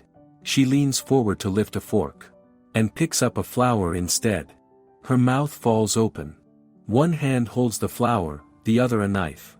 She decides the only thing she can do is eat it. She crunches the petals seriously and tells the chief that she understands what a noble salad is, describing it as pleasant grunge and well done. She thinks to herself that it is a good cover. The chief steps forward, jaw practically dropping. He tells her that it was just a novel salad to prevent her embarrassment. Jelly looks at him expectantly and nods. Aaron asks if she is alright, and she replies that she is fine. She accidentally knocks over the food, but Leon catches it in an instant and asks if she is hurt. She shakes her head, shocked at how quickly he moves. Even the maid stumbles, nearly dropping her plates, but Leon handles them calmly, saying that he will carry them. Aaron remarks that despite his appearance, Leon is quite a gentleman. Jelly thinks that this cannot go on. Leon apologizes for leaving his post, but Jelly smiles and reassures him that he may leave anytime, repeating the words softly. Secretly, she hopes he will go already. He assures her that he will never go so far that he cannot protect her. He claims he can sense even the smallest presence of monsters in the mansion and will reach her side in 3 seconds no matter what happens. Jelly shivers. She asks if he can sense anything now. He replies that there is nothing at the moment. Relief washes over her, knowing that he cannot detect her presence perfectly. Suddenly, he freezes and says a monster is in the mansion. Jelly panics, wondering if he has discovered her secret. He draws his sword. She raises her shield, bracing for an attack. Leon strikes quickly, killing a small creature and stomping it underfoot. He calls it a gauged bug, explaining that it is a scouting monster. He tells her that someone is clearly after her and that he will watch over her more closely from now on. She smiles and tells him to take it easy inside. She screams for her life. Somebody stop this human. Leaning against the tree, Burger watches everything through the gadget bug. He wonders how she is still alive. There's no way a person stabbed in the heart could survive. Who is she? For a moment, he freezes, eyes widening. Could she be the goddess reincarnate? It's possible. That would explain why Leon, the hero, is her guard. How could he possibly fight both the goddess and the hero? Impossible. He slams his fist against the tree in frustration. How is he supposed to fight those monsters? It's far beyond his capabilities. He must return immediately and suggest to the gentleman that they cancel the plan. But he stops, remembering his cold warning. No, rather than go back and disappoint him, he must risk his life and prepare. As she works, he stands nearby. She glances at him and tells him he can take a little break. He acknowledges her consideration, but insists he cannot rest. A rebel has sent monsters after her. A hero behind her, a pile of papers in front of her, she has nowhere to run. Even though she had the previous jelly's memories, progress is slow. It would be terrible if she slacked off and the territory fell into chaos. She imagines the scenario. Just when everyone thought she was starting to act like a saint, she begins misruling, and villagers chase her down with sticks and weapons. She cannot survive exposure. Suddenly, Aaron bursts into the room, urgency in his voice. He announces they have a situation. She asks what is happening. He apologizes for entering without knocking but insists it's an emergency. She worries. Could it be that the documents are incomplete and they've discovered she's a monster? What should she do? Aaron explains that Master has been away from home for a long time, so this is actually the first time she will meet her father. Her legs shake, trembling. Being Jelly's father means he's the human who knows her best right. Horror fills her as she envisions another scenario. If he sees her now, she will be exposed immediately. Aaron takes her hand, suggesting they go greet him, but Jelly smiles faintly and says she wants to play hide-and-seek first. Aaron drags her along anyway, promising she will participate fully afterward. The carriage arrives, and all the staff line up, bowing their heads. Jelly stiffens, unsure what to do. It's all over if they find out. The carriage door opens, but no one emerges. Jelly and the hero lean forward to peek inside. Her father is trembling in the carriage, then suddenly jumps into the bushes. Jelly thinks he is strange. Why is he hiding? The hero tenses, asking if it could be a monster. She tells him to wait. She doesn't think so. From the bushes, her father calls out, asking if Jelly is still possessed by a devil or monster. Jelly panics and begins sweating. She quickly insists that is not the case. He steps out of the bushes, carrying strange objects. With teary eyes, she greets him. It has been a while. He pulls out a rosary and waves it near her face before pressing it to her forehead. Jelly asks what on earth he is doing. He explains that the rosary responds only to someone who has truly received a revelation from the goddess. Without warning, he hugs her so tightly that she feels she might be choked. Her father cries out that he is truly relieved to see her back to normal. When she gasps for air, he quickly lets go, apologizing as he says he is simply overwhelmed with joy, believing the devil that once plagued her is finally gone. She stares at him, confused, and asks what he means by a devil. He looks surprised and asks if she does not remember, explaining that something had possessed her body back then. She thinks to herself, she is possessed by a monster now. He gently pats her head and tells her to forget about it, insisting there is no way she would ever do something so terrible on her own. She wonders if he is talking about the actions of the previous Jelly. It would be natural for him to think it was the work of a devil, but what exactly did she do to frighten him this much? Unable to ignore it, she asks her father what on earth she had done. He grows serious and says that if she truly wants to know, he will tell her what happened that day. His wife Zephine was born weak. She passed away shortly after giving birth to him. He vowed to raise her to be an elegant lady instead of his wife, because she is their little treasure. But then a dispute broke out with a neighboring nation. Their Aspic family territory was also affected. He had more days where he left her with a wet nurse and was away from home for a while. The times they met dwindled to a handful a year. She grew more beautiful and wiser without him. By the time she was 7, even her tutor gave up, saying there was nothing more to teach. And he told the servants on the day she was 10 years old that they shouldn't limit her in any way and to grant her wishes as much as possible. Jelly teared up and told him she was glad how lucky she was. He explains one day he decided to return home without warning, hoping to surprise her. But what he saw still leaves him shaken to this day. She was standing there with a stick in her hand. There was blood on her cheek. A maid lay on the ground, hurt and trembling. And yet she was smiling brightly, as if nothing at all was wrong, simply remarking that he had returned early. He asked, his voice unsteady, what she was doing. She replied calmly that it was merely punishment. His hands began to shake. That was not punishment, he told her. That was torture. He asked her if the maid was a spy from a neighboring nation, or taking advantage of his absence. But she denied it at once. She said the maid had served her lukewarm tea. He froze, not understanding. He asked what that had to do with anything. She answered casually that, to make sure the maid never got the temperature wrong again, she had to make her learn it with her body. Then she picked up the hot tea and threw it over the trembling maid. She smiled at her father and told him she loved the seething, hellish heat. Horrified, he asked if she truly thought she could get away with something like this. She smiled again and said she could get away with anything she did to anyone. Unlike others, she was the chosen one. His whole body trembled as he asked her who she was. With that same unsettling smile, she answered that she was his treasure. But he could not accept it. He called her a devil. A devil that had possessed his jelly. She tilted her head and said how cruel that was. If he believed that, then why not try to exorcise her? He ran. In that moment, all he could think about was finding a way to save his daughter. As he finishes speaking, Jelly listens in silence, her face slowly growing pale. The more she hears, the more horrified she becomes. She thinks the previous Jelly really was terrifying. And that raises a troubling thought. Why was someone like that chosen to be a saint? Is the goddess a little careless? Her father says that since that day, he has been traveling all over the continent, searching for a way to drive the devil out. And just when he finally hears that she has received a revelation from the goddess, he rushes back home at once. She gulps and repeats softly that a revelation. Yes, she may or may not have heard something like that. But then his eyes soften, filling with pure affection as he says she is certainly the Jelly he has always cherished.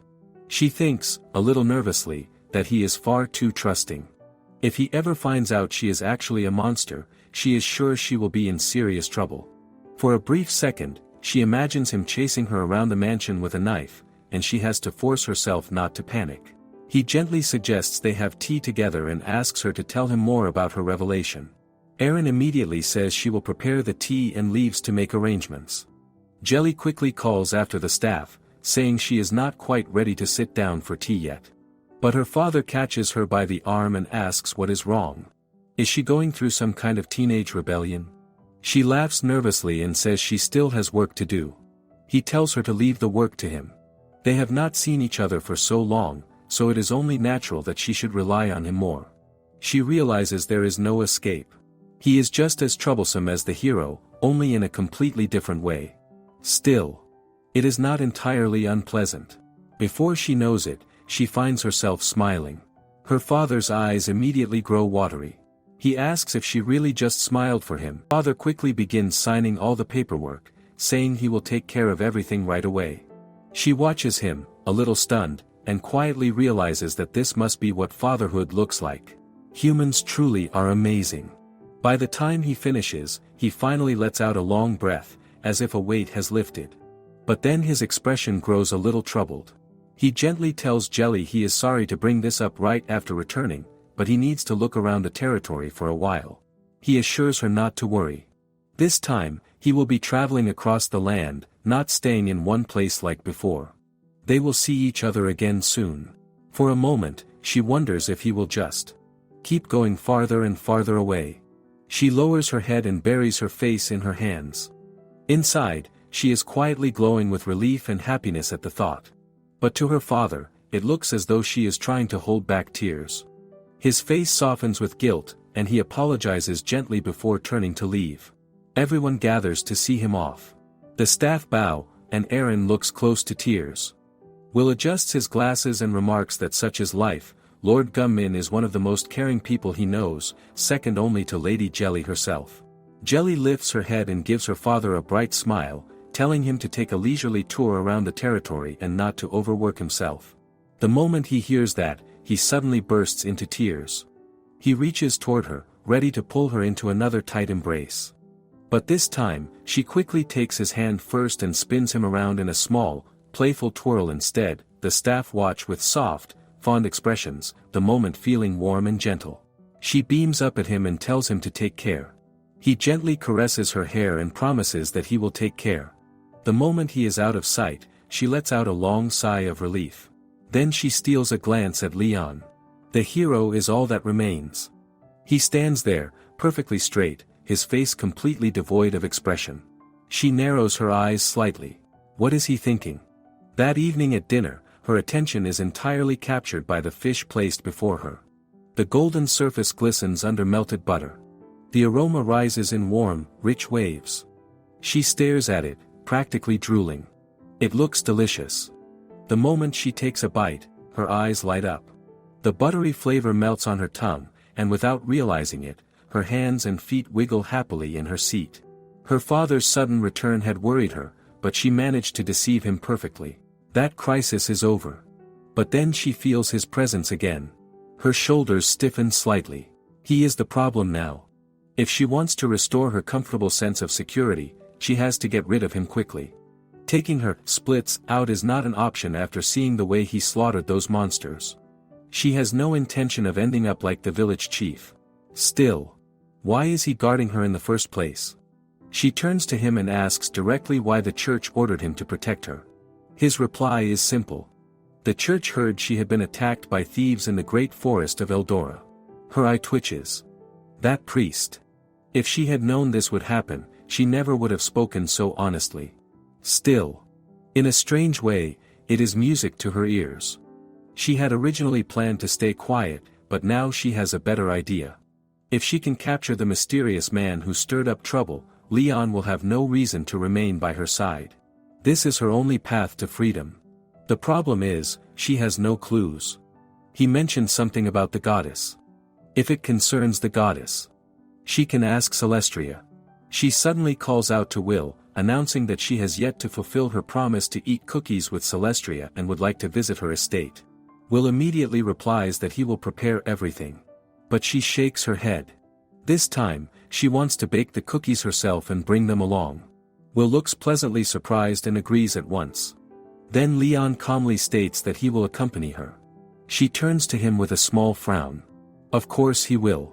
It seems impossible to shake him off. If escape is not an option, then perhaps coexistence is. If she wants to protect her peaceful human life, getting along with him might be wiser. He may be the hero, but he is still human. She will stop fearing him. She will observe him instead. Learn from him. Moving to stand beside him, she casually asks whether he likes chocolate cookies. He looks slightly taken aback by the question but admits that he has a sweet tooth. In that case, she declares she will bake extra. She calls Aaron over to help. As they prepare, she glances at him again. For someone so stoic, he does have surprisingly human preferences. She asks how long he has been fighting seriously. He answers without hesitation. He became a mercenary at 13. She smiles politely. Inside, she is screaming. 13. Is that not still a child? Are humans not supposed to be protected by their parents at that age? To think he has been fighting since then. No wonder he is so strong. When they arrive at Celestria's mansion, she is already there walking to them with visible tension. Jelly exclaims that she missed her. Celestria narrows her eyes slightly. Jelly asks if something is wrong. Celestria tells her she heard she was attacked and asks if she is hurt anywhere. Jelly smiles and tells her no. Celestria lets out a breath of relief. Jelly asks if she was worried about her. Celestria's face turns red at once and she snaps that she should not get the wrong idea. Since she sent her to investigate the barrier alone, and her conscience would not let her sleep if she got hurt because of it. Jelly reaches out and pats her on the head, telling her she appreciates her. As always, Celestria immediately snaps at her not to touch her head and huffs, turning away with her arms crossed. Then her gaze shifts to Leo and she remarks that he is her guard now. The church surely can be bold. She even says she envies her a little. Jelly smiles and, gesturing toward him, says that if she likes him that much, she can take him. Celestria looks away and mutters that it is sweet of her, but she technically has a guard too, even though she does not feel protected at all. Leo, as if responding to nothing in particular, suddenly lunges onto one of the tables and settles there. Jelly frowns at him, unsure what to make of it. Over tea, Celestria asks if she wants her to teach her about the goddess revelation. Jelly pauses, wondering if she said something wrong earlier. She smiles awkwardly and reminds her that she already told her about it before. Celestria replies that the revelation she mentioned back then was not something the church taught her. It makes sense that she would not know about it. When she was little, she went to her mother at night, standing by the door. Her mother pulled her into bed beside her and snuggled close. She told her she would read the usual book. Her mother said that a saint is someone who drives away darkness and brings light into the world. When a saint performs miracles, she is blessed by God and monsters tremble in awe. When wounds are healed, people offer prayers. When famine is lifted, minstrels compose songs. Jelly looks surprised and repeats that it was a book about saints. Celestria nods and says she used to have it read to her when she was small. It was written in a book called The Chosen Saint Receives a Revelation and Faces Tribulations. Jelly wonders if it is different from normal books. Why did none of the books at home ever mention something like this? She asks if she can see it. Celestria shrugs and says it is not here anymore. A lot happened after her parents passed away, and it disappeared somewhere along the way. Her expression dims after saying that. Then she asks why she even came to her about this. If she can hear the goddess's voice, why not ask the goddess directly? Jelly flinches and blurts out that the goddess seems to have a lot going on. The moment the words leave her mouth, she starts thinking. Maybe she never had a revelation to begin with. She never even heard the goddess's voice. But then again, she did hear something that day. Something calling her. It feels like she has heard that voice somewhere before. But when? Celestria says softly that it is strange, now that she thinks about it, to believe that Jelly had a revelation at all. Jelly jolts slightly. Silence settles between them, and she notices how downcast Celestria suddenly looks. She wonders what happened to her. Why does she look so sad all of a sudden? Slowly, Jelly rises from her chair and walks toward her. Then she gently pulls her into her arms and whispers for her to cheer up. Celestria stiffens in shock at first, clearly not expecting it. But after a moment, she slowly hugs her back.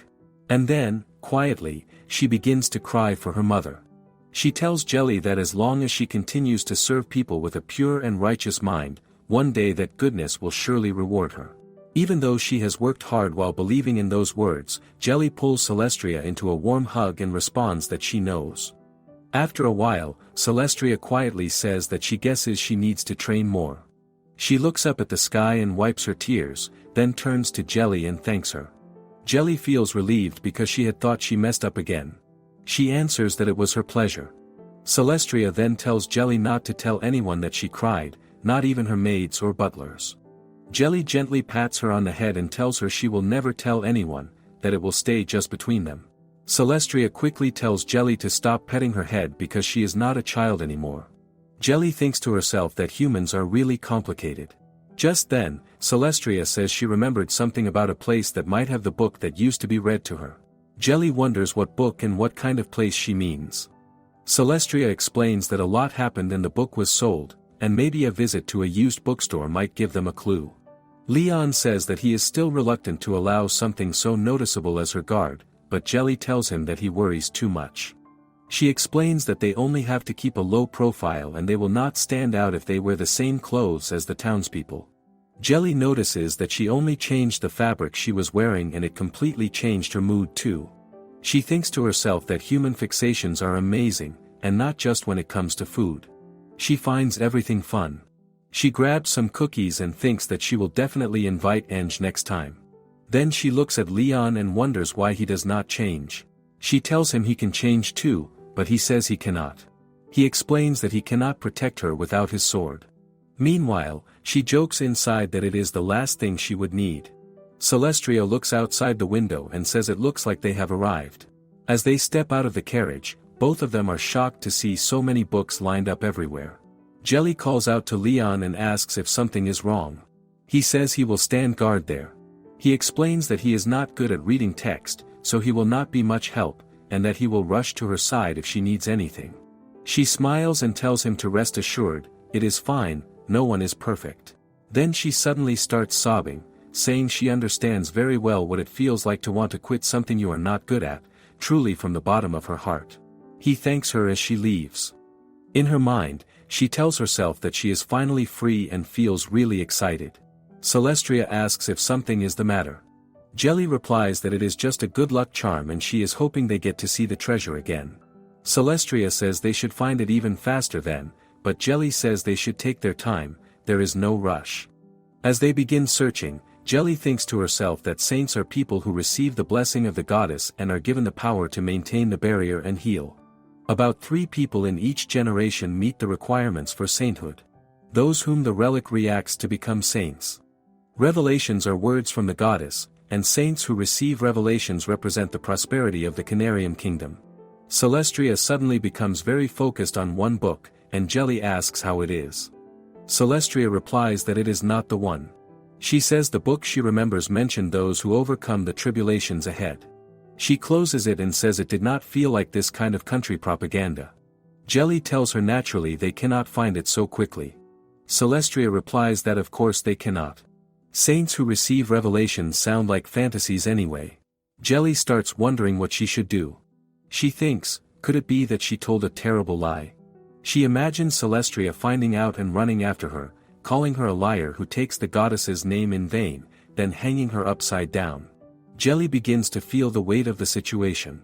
She gulps and reminds herself that she has to pull herself together more than ever. She looks around, thinking books are amazing and her knowledge is growing fast.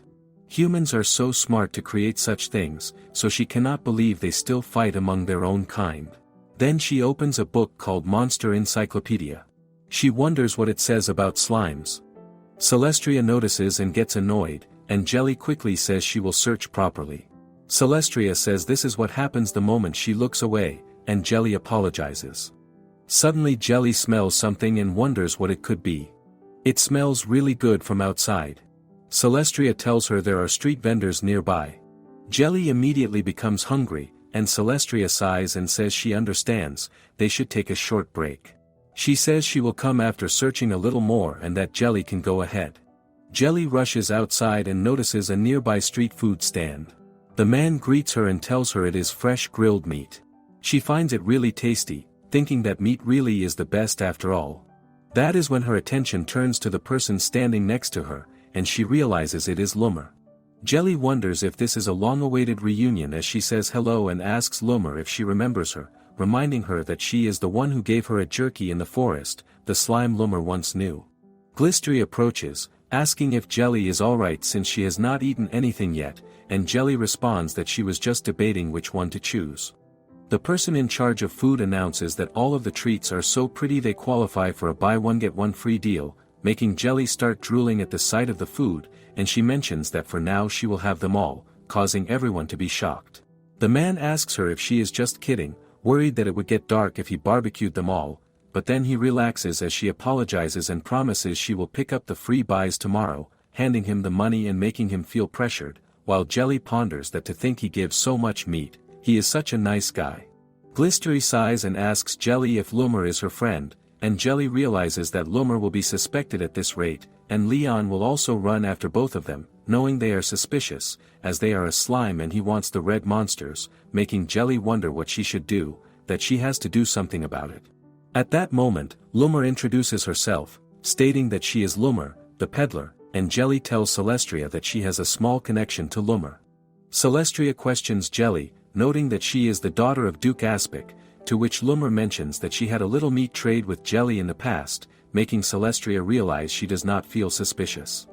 Loomer states that she has come to deliver the usual today, and Jelly questions, saying that it is not a time that she ran out of them, but Loomer responds, "Come on, these are her special dried fruits," which makes Jelly smile and state yes indeed. She feels really nervous as she mentions that she was so worried that they were going to run out that she could not sleep, and Celestria is shocked to see the quantity of them. Loomer bows and states that if she will excuse her, she will leave, and then winks at Jelly, stating that she will deliver the product to the Aspect mansion later and thanks Jelly for the meal. Jelly smiles and states that she will wait. Loomer waves goodbye and leaves, and Celestria starts talking about how she could not find the book after all and wishes she could remember the title. Jelly smiles as she eats, stating that they can search another time, knowing that Celestria just wants meat, and Celestria mentions it is not all bad. After a while, Erin tells Jelly that a guest has arrived and instructs her to notify her should any issues arise, and it is Loomer who came. As the maid leaves, Jelly thinks, not this room only has slimes and a hero, and she calls out to Leon, stating that she has something very important to discuss with Loomer, so she would appreciate it if he would step outside for a moment. Leon responds that to ensure her safety he will just wait outside the door, and Jelly smiles, telling him all right, while inside her mind she wishes he could go further away if possible. Leon leaves outside as Jelly whispers to Loomer that Leon is a hero and she does not know what would happen if he heard them talking. Loomer chuckles and tells Jelly not to worry, stating that human ears are not that good, but Jelly tells her that he is even good at detecting monsters.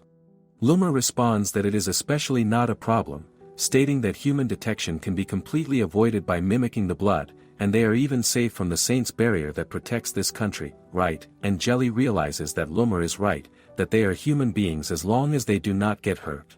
Loomer reminds Jelly that she explained this thoroughly in the forest, and Jelly jokes that she may have been hooked on the jerky and missed more than half of what she said. Loomer stands up, stating that she really is the slime from back then, and she did not think that she would become human so quickly. Noticing that her body control seems fine and she is so good at imitation, Jelly asks her if it is actually hard, and Loomer responds that she only knows about herself but it took a long time, she could not walk well and tumbled, it was really hard to move her fingers and she was struggling. Jelly has tears in her eyes as she remembers her own past, knowing it was the same with her. Loomer also continues, stating that the view through human eyes is so beautiful and the world looks so bright, and Jelly tells her yes, that is exactly how she feels. Loomer mentions that she is imitating Jelly, the well-known heinous villainess, and she does not know if she is lucky or not, and Jelly responds that it is what it is, that she did not know what she was like inside just by looking at her from the outside, and she had a really hard time. Loomer tells her that is a little worrying, but she is glad she has adapted surprisingly well, and Jelly then asks Loomer how she got that body, and Loomer smiles and tells her it is a secret. Jelly tells her to come on stage, and Loomer takes something out, stating that she should give her this. Jelly eats them and finds them really tasty, knowing that these are like jewels, and Loomer asks her if she likes it, and she mentions that she finds these foods when she travels around the world.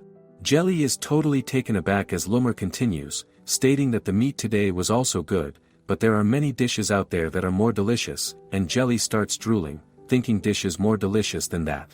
Loomer then tells Jelly, come to think of it, she and the other person with her both were disgraced earlier, and she asks Jelly if they were on a downtown food tour or something, and Jelly responds that it just happened, they were looking for something else.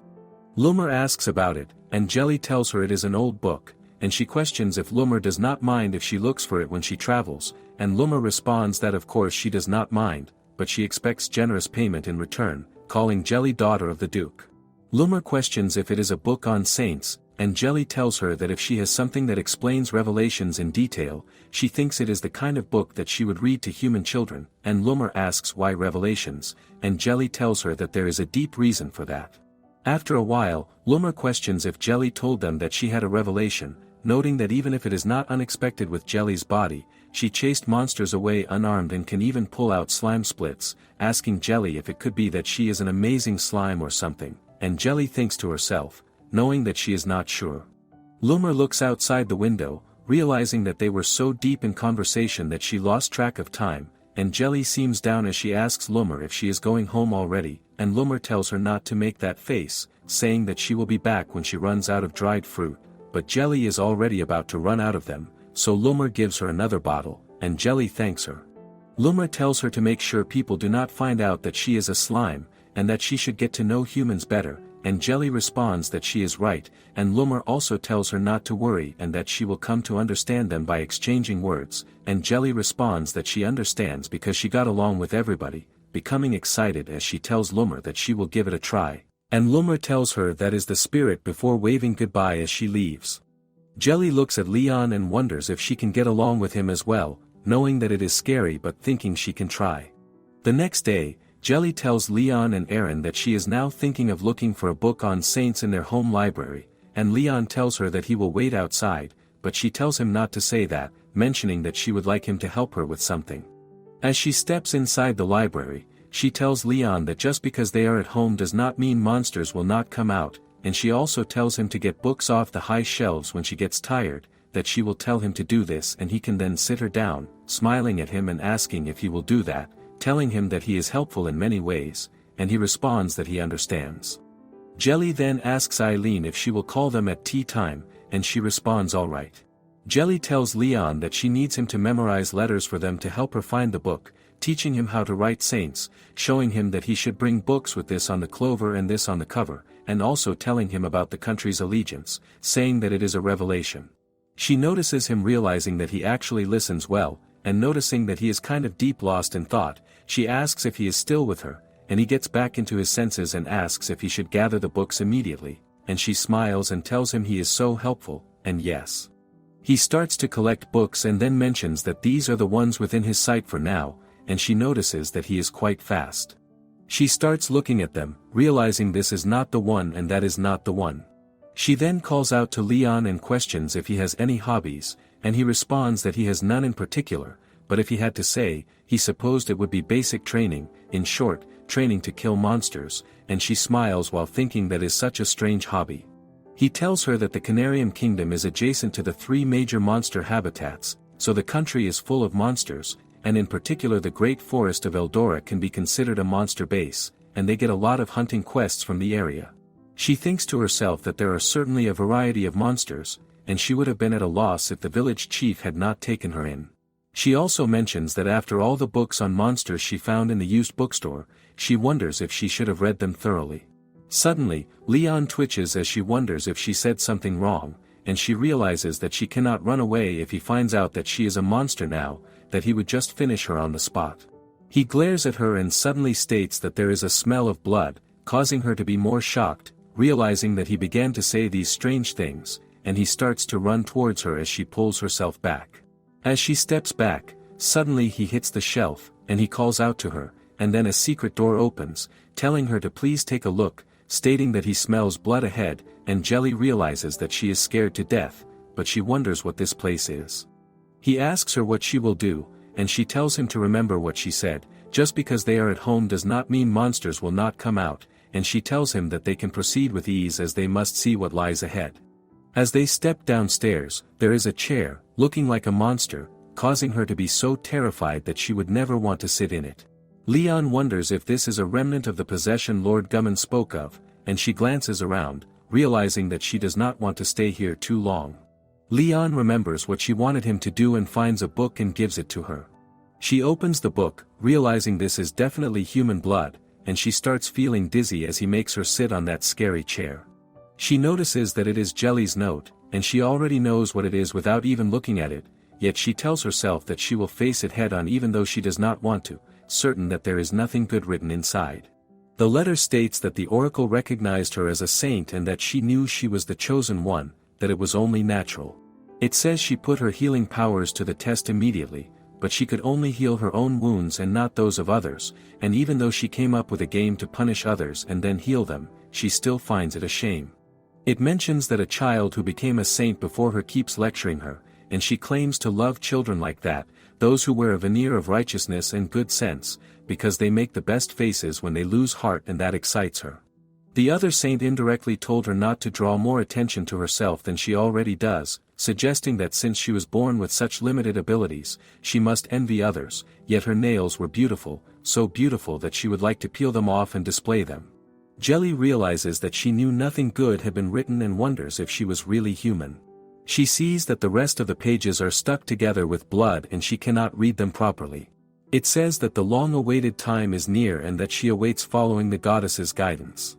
Jelly realizes that this is a diary of the sins her former self committed and wonders whether the former Jelly knew anything about the goddess, hoping she can somehow remember it, yet when she tries to think about it she cannot think at all. She begins banging her head, but Leon stops her, telling her that he understands very well how painful and agonizing it is to regret past actions and that he also bears his sins as she does. She questions whether he has committed the same sins as she has and notices that he is acting differently than usual. He tells her that he became a mercenary to atone for his sins, and she wonders what he means by atoning.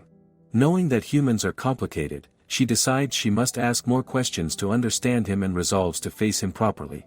She tells him to look her in the eyes and tell her his true sins, and he grows nervous, unsure how to explain, when the maid calls out that it is tea time. Jelly realizes she almost learned something and tells Irene that she will be there right away. As they sit for tea, Jelly thanks Irene and asks Leon if he will take a seat as well, thinking she will eat the cookies together with them, but Leon replies that he appreciates the consideration and that it will not be necessary. She thinks about how different he felt earlier and wonders what he was trying to say. She picks up some cookies, hesitates, then eats them while thinking about Leon, the former Jelly, and the goddess, feeling that everything is full of mysteries, and she wonders if anyone has a good idea. At that moment, Will appears and asks if he may have a word, suggesting that if she is seeking a book on saints, she should ask the church. She realizes that he is right, and as she eats the sweets she thinks they are amazingly sweet and tasty and even look a little like slime, appreciating human ideas and thinking she must learn more about humans. Jelly asks him if he could take her to the church, and he responds that he certainly can. Meanwhile, in the carriage, Leon tells her that he believes she is traveling a bit too much, and she apologizes, saying that studying the goddess is important. He says he does not intend to cause alarm but reminds her that someone is trying to kill her, and she responds that she is not worried because she believes he will protect her. He is taken aback before warning her that the enemy is unjust and sends monsters after her, so she must exercise caution, and she smiles and assures him that of course she will, thinking to herself that she is getting along with him little by little. Jelly arrives at the church and thinks that if the book on the goddess is not here either, it might be quicker to catch the mysterious man and ask him about it, since he is by her side now and the two of them can handle it together. As she walks inside, she accidentally bumps into one of the saints and knocks her down. Jelly quickly starts apologizing and asks if she is alright. The saint looks at her and asks if she has been well since then. Jelly smiles and responds that yes, fortunately she has been well. The saint says she is glad that Jelly is staying safe and asks what she needs today. Jelly explains that she is looking for a book on the goddess, one that says the chosen saint receives a revelation and faces tribulations. The saint mentions that she has read various records on saints but has never heard of this kind of folklore before, and that revelations symbolize the prosperity of the Canarium Kingdom, and she is not aware of any other interpretation. Jelly thinks to herself that after all, it does not seem to be in the church either. She then asks the saint if she may take a look at the church library. She starts looking around, already knowing it will not be so easy to find, and wonders if she should ask Celestria what happened when she parted with her book, but she does not want to see her friend make that face again. Leon tells her that it is about time, and Jelly says that it is so unfortunate. Suddenly, she notices a book and opens it, wondering what it is, but the book begins to shine and butterflies start stepping out of it. She is completely shocked and wonders what that light was, but Leon tells her that to him it looked like she was simply opening a book. She asks him about the butterflies, and he responds that he did not see anything at all.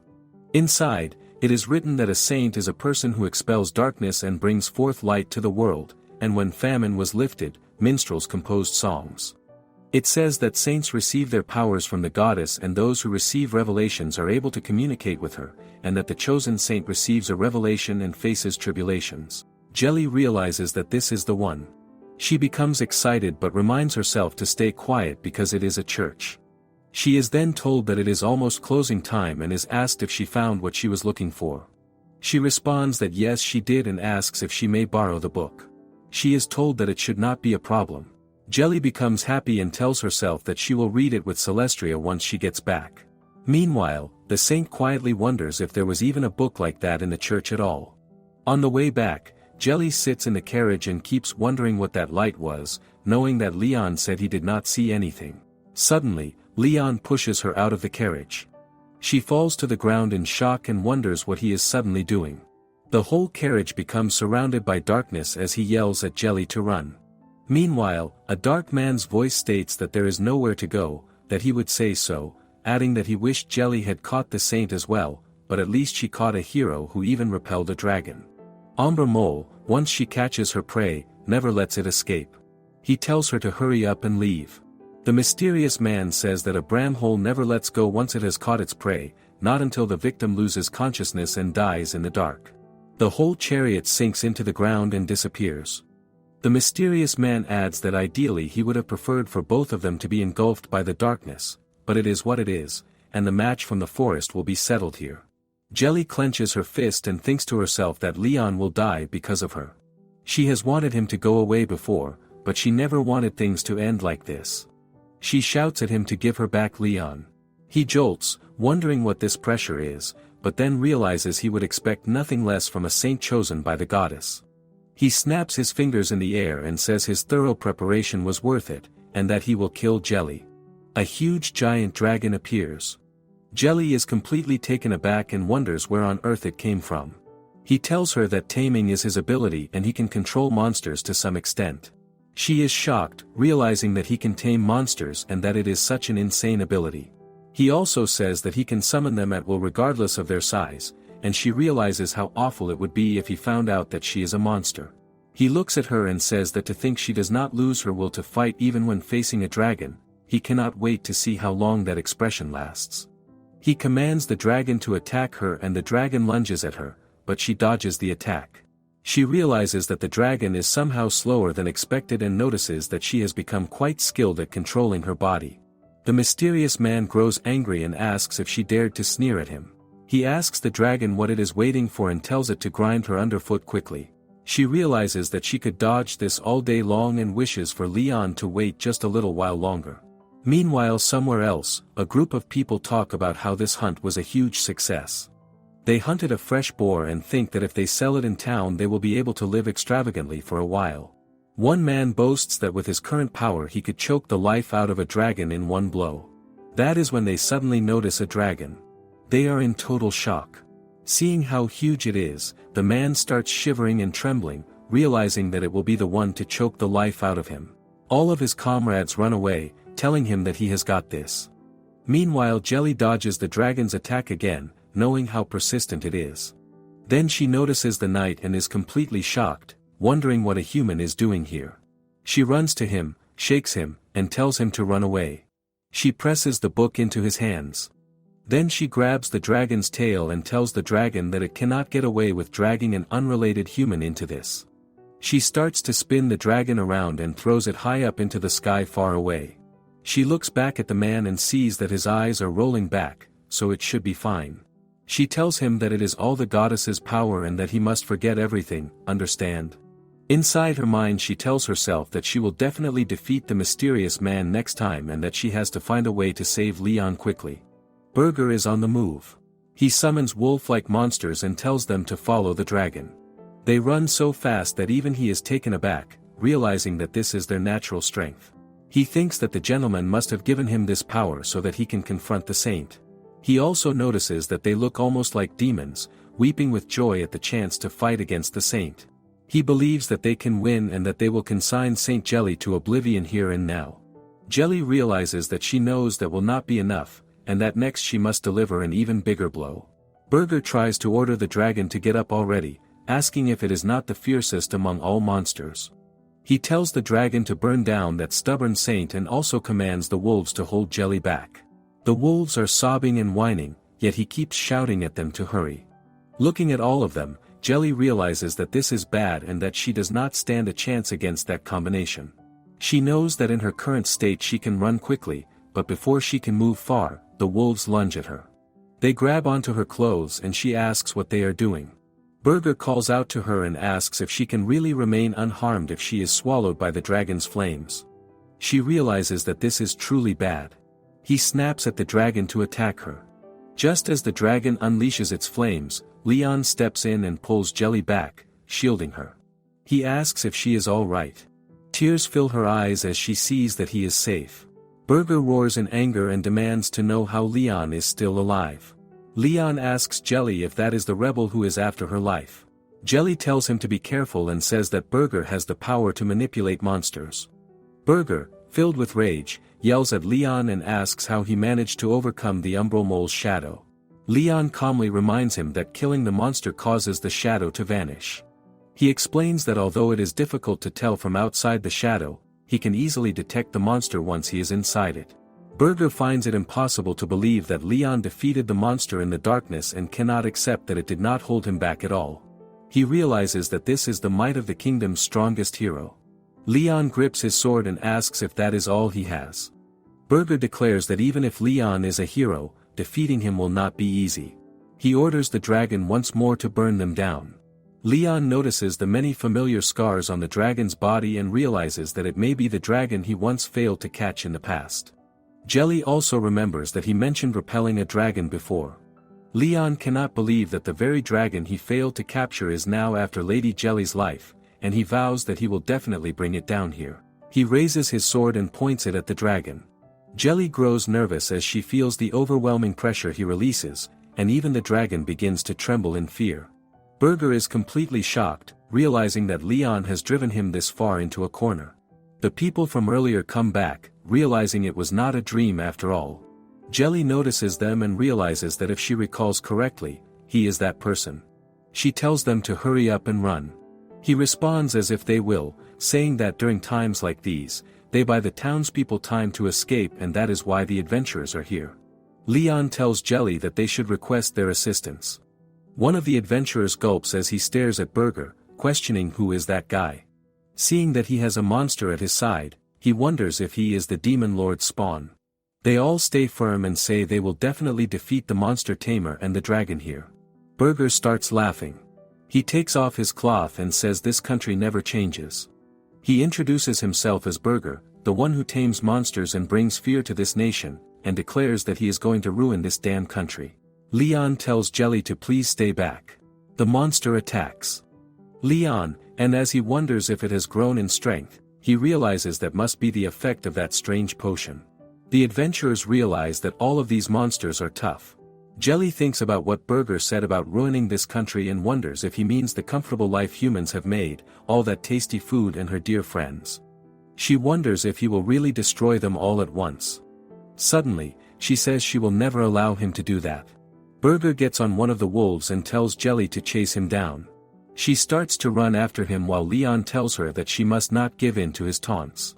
Jelly tells everyone to keep holding up the monsters. Leon asks her what is she saying. He tells her it is not safe, but she smiles at him and tells him not to worry, that the goddess will lend her power. She thanks him and leaves. Leon fights the dragon as he wonders if the goddess has really given her the power, knowing he will figure it out later. Meanwhile, Jelly runs after Burger as they stand somewhere else now. She tells him this time he will not escape her. He responds that is his line, asking if piercing her heart does not kill her, will he cut off her head as a gift to the gentleman? She thinks about it, knowing he never did that to her though. Suddenly, she is choked by some plants. Burger smiles and commands them to kill her at once. However, she slams them away and dodges. She then tells Burger that she is sorry, but this will hurt a little, as she moves her arm and rushes forward to punch him. She punches him so fast that he falls far away to the ground. He realizes then that this is the power of the one chosen by the goddess. In the Canarium Kingdom where the goddess is worshipped, there is no place for someone like Burger with the ability to tame monsters. His mother is the only one on his side, but poverty takes her from him. He would have forgotten why he continues to live while hiding his ability. Then for the first time in his life, he meets people he can call friends. They are attacked by monsters as Burger questions what about the Saint's Barrier, but they tell him it does not work very well on excited monsters. His friends tell him to listen carefully, to drop his bag and run, and they will buy some time. He states that he cannot do such a thing, but they tell him to hurry up and run and to not waste their lives. Burger tells himself to not hesitate and to use his ability. He starts to tame all of the monsters. He is so happy that he saved his friends. He knows this ability is righteous, but all of his friends are shocked and surprised. They are looking at him. With uneasy eyes, Burger asks them what is wrong, but they tell Burger to stay away. They state that they cannot believe he can control monsters, thinking that he must be one of the demon lord's minions. They start treating him harshly and everyone starts to call him names. His ability is the same as what is recorded for the demon lord's minions, and a kid even throws a stone at him. He wonders what it is that he has done wrong. Was he supposed to abandon his friends then? The knights hit him as he continuously questions what he is supposed to do. They throw him in the water. Even in his last moments, he is thinking if his birth was a mistake and that they should have killed him before this incident happened. That is when he suddenly regains consciousness in a different place and a man notices that he is awake. He asks where he is. The man states that they are the ones who rescued him and that it is an enemy nation. The man smiles at him and tells him they can assure him that they have no intention of causing him any harm, as his talent is too valuable to lose. Burger is totally taken aback that they are appreciating his talent. The butler tells him that the gentleman says that his talent is extremely helpful. Taming and controlling monsters at will, this remarkable ability is truly unparalleled, and the people of the Canarium Kingdom have absolutely no eye for talent. The butler tells him that there is no error on his part and that the Canarium Kingdom is in the wrong. Burger starts to believe that it is indeed not his fault and that he has done nothing wrong. All he wants is to save his friends. The butler asks him if he would like to work for them, and as he says yes, he questions what he would need to do. The butler smiles and states that he should join the gentleman in his effort to save the Canarium Kingdom. Back in the present, he tells Jelly that he will not be defeated here. She tells him that he should give up, as he will not escape this time. She asks him why he keeps doing such awful things, asking if he could please explain thoroughly before things get out of hand. She knows that it is right before her comfortable human life gets ruined. He starts laughing. He tells her none of them will be saved.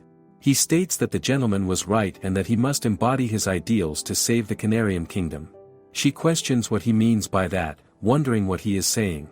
Two men stand to the side, stating that they knew Burger would fail and that the saint's stubbornness is abnormal. They decide to just kill both of them at once. She asks him what does that have to do with brawling after saints. He tells her that she is the cause. He mentions that he heard that there was a saint who calmly committed atrocious acts. She realizes it is her past self's fault. Burger states everything happened exactly as she planned. He questions if there is any reason to keep it a secret. Because he has the ability to control monsters, he was oppressed and was almost killed in the Canarium Kingdom. After the gentleman saved him, he resolved to lead the Canarium Kingdom toward becoming a just nation free of prejudice. However, she noticed their movement and devised a plan. She turned herself into a decoy by pretending to commit these atrocious acts.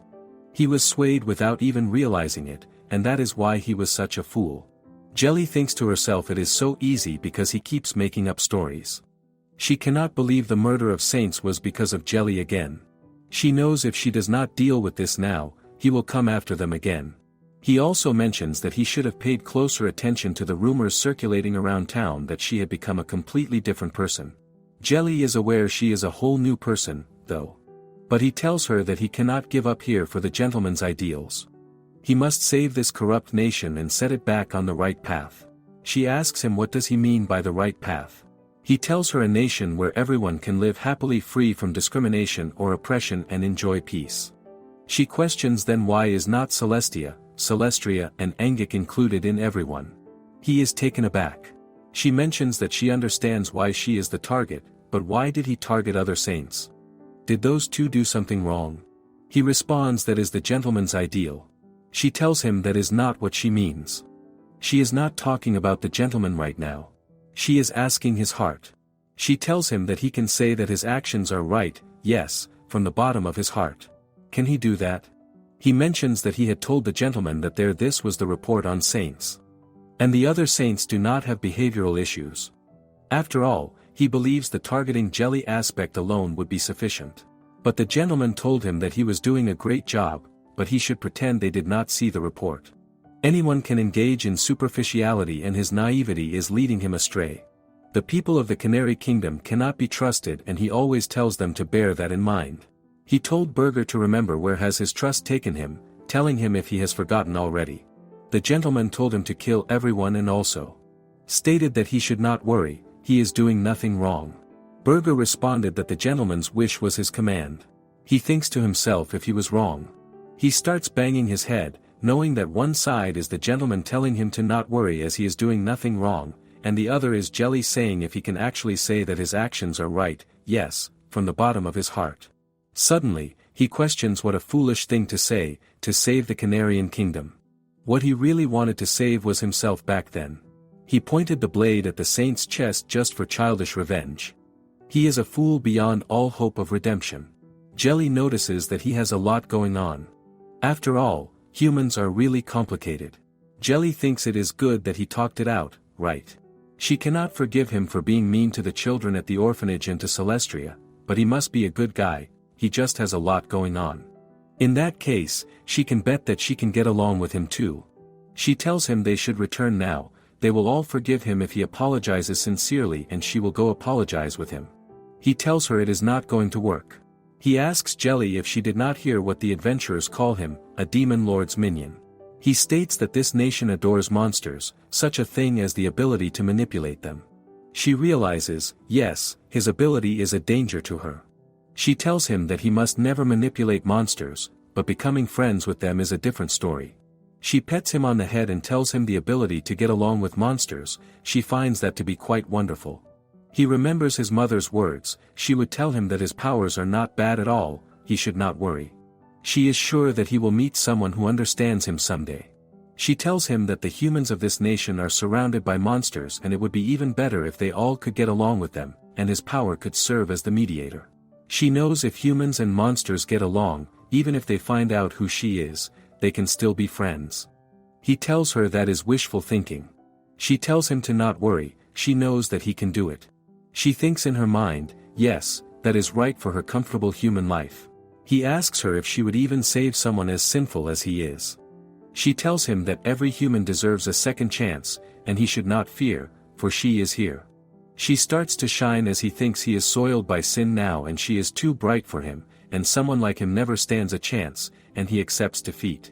On the other hand, Leon defeats the dragon. The adventurers are totally taken aback, noticing that he truly vanquishes the dragon.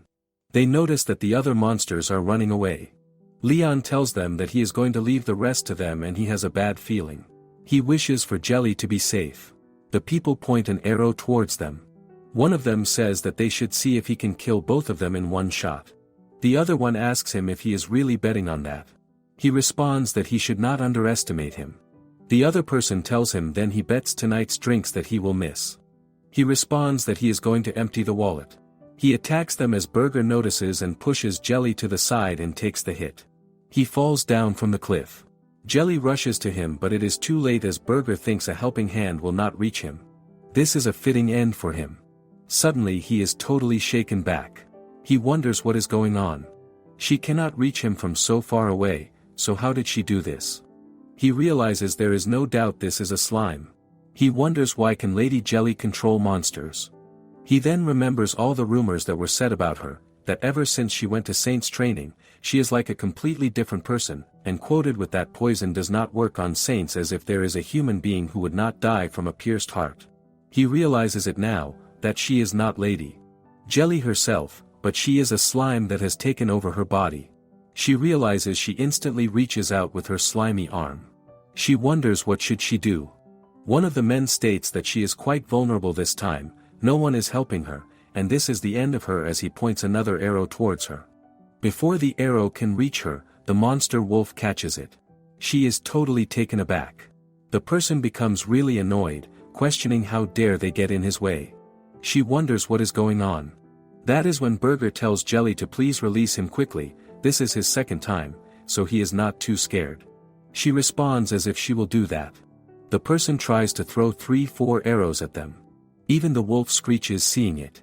Leon rushes towards them while Burger tells her to release him, and he does that on his own. The wolves also fall from the cliff. Burger tells them that he had told all of them to protect Lady Jelly. He mentions that he caused all of them trouble until the very end. He thanks her as he falls down. Leon calls out to Jelly. He dodges all those arrows. He asks her if she is injured. Jelly is totally taken aback as she asks him how did he find her. He responds that he tracked the presence of a monster. Jelly realizes he is going to find out. He realizes he no longer senses a monster's presence. She is relieved to hear that. The men decide to run, but that person states that weak man is no match for him, referring to Leon. Besides, how can they withdraw after being interrupted 3 times? It would be a problem if they find out who they are. They know they failed this time, so they should wait for another chance. Leon notices that they absconded. They appear to be a different set of enemies from a man named Burger who was manipulating monsters. He asks Jelly where did Burger go, as she responds that he is gone, she could not save him. Leon is totally surprised. Jelly thinks no, it is because she lacked power. Leon tells her that they defeated the dragon and they shall return, but Jelly cannot stop thinking about how she could not save the human in front of her. Back in her mansion, the cook presents her dragon steak. However, she does not seem excited and is looking at the ceiling. Will mentions that she has been like that since her return. Since Burger is gone, he has stopped trying to kill Jelly. She thinks to herself, now she can enjoy her comfortable human life for a while. She takes a bite and then feels like her mind is feeling really hazy, wondering what has gotten into her. She thinks about a world where monsters and humans can coexist. She realizes that Burger had the power to make it possible. Nevertheless, he controlled monsters and made them attack Celestria. He poisoned the church kids and tempted Will. She tells herself that he has only done bad things and she is going to catch him and make him apologize. But then she realizes that she caught him, but then she let go. She starts crying. Even Leon is surprised by her. They ask her if something is wrong. Iron brings her some sweet cookie.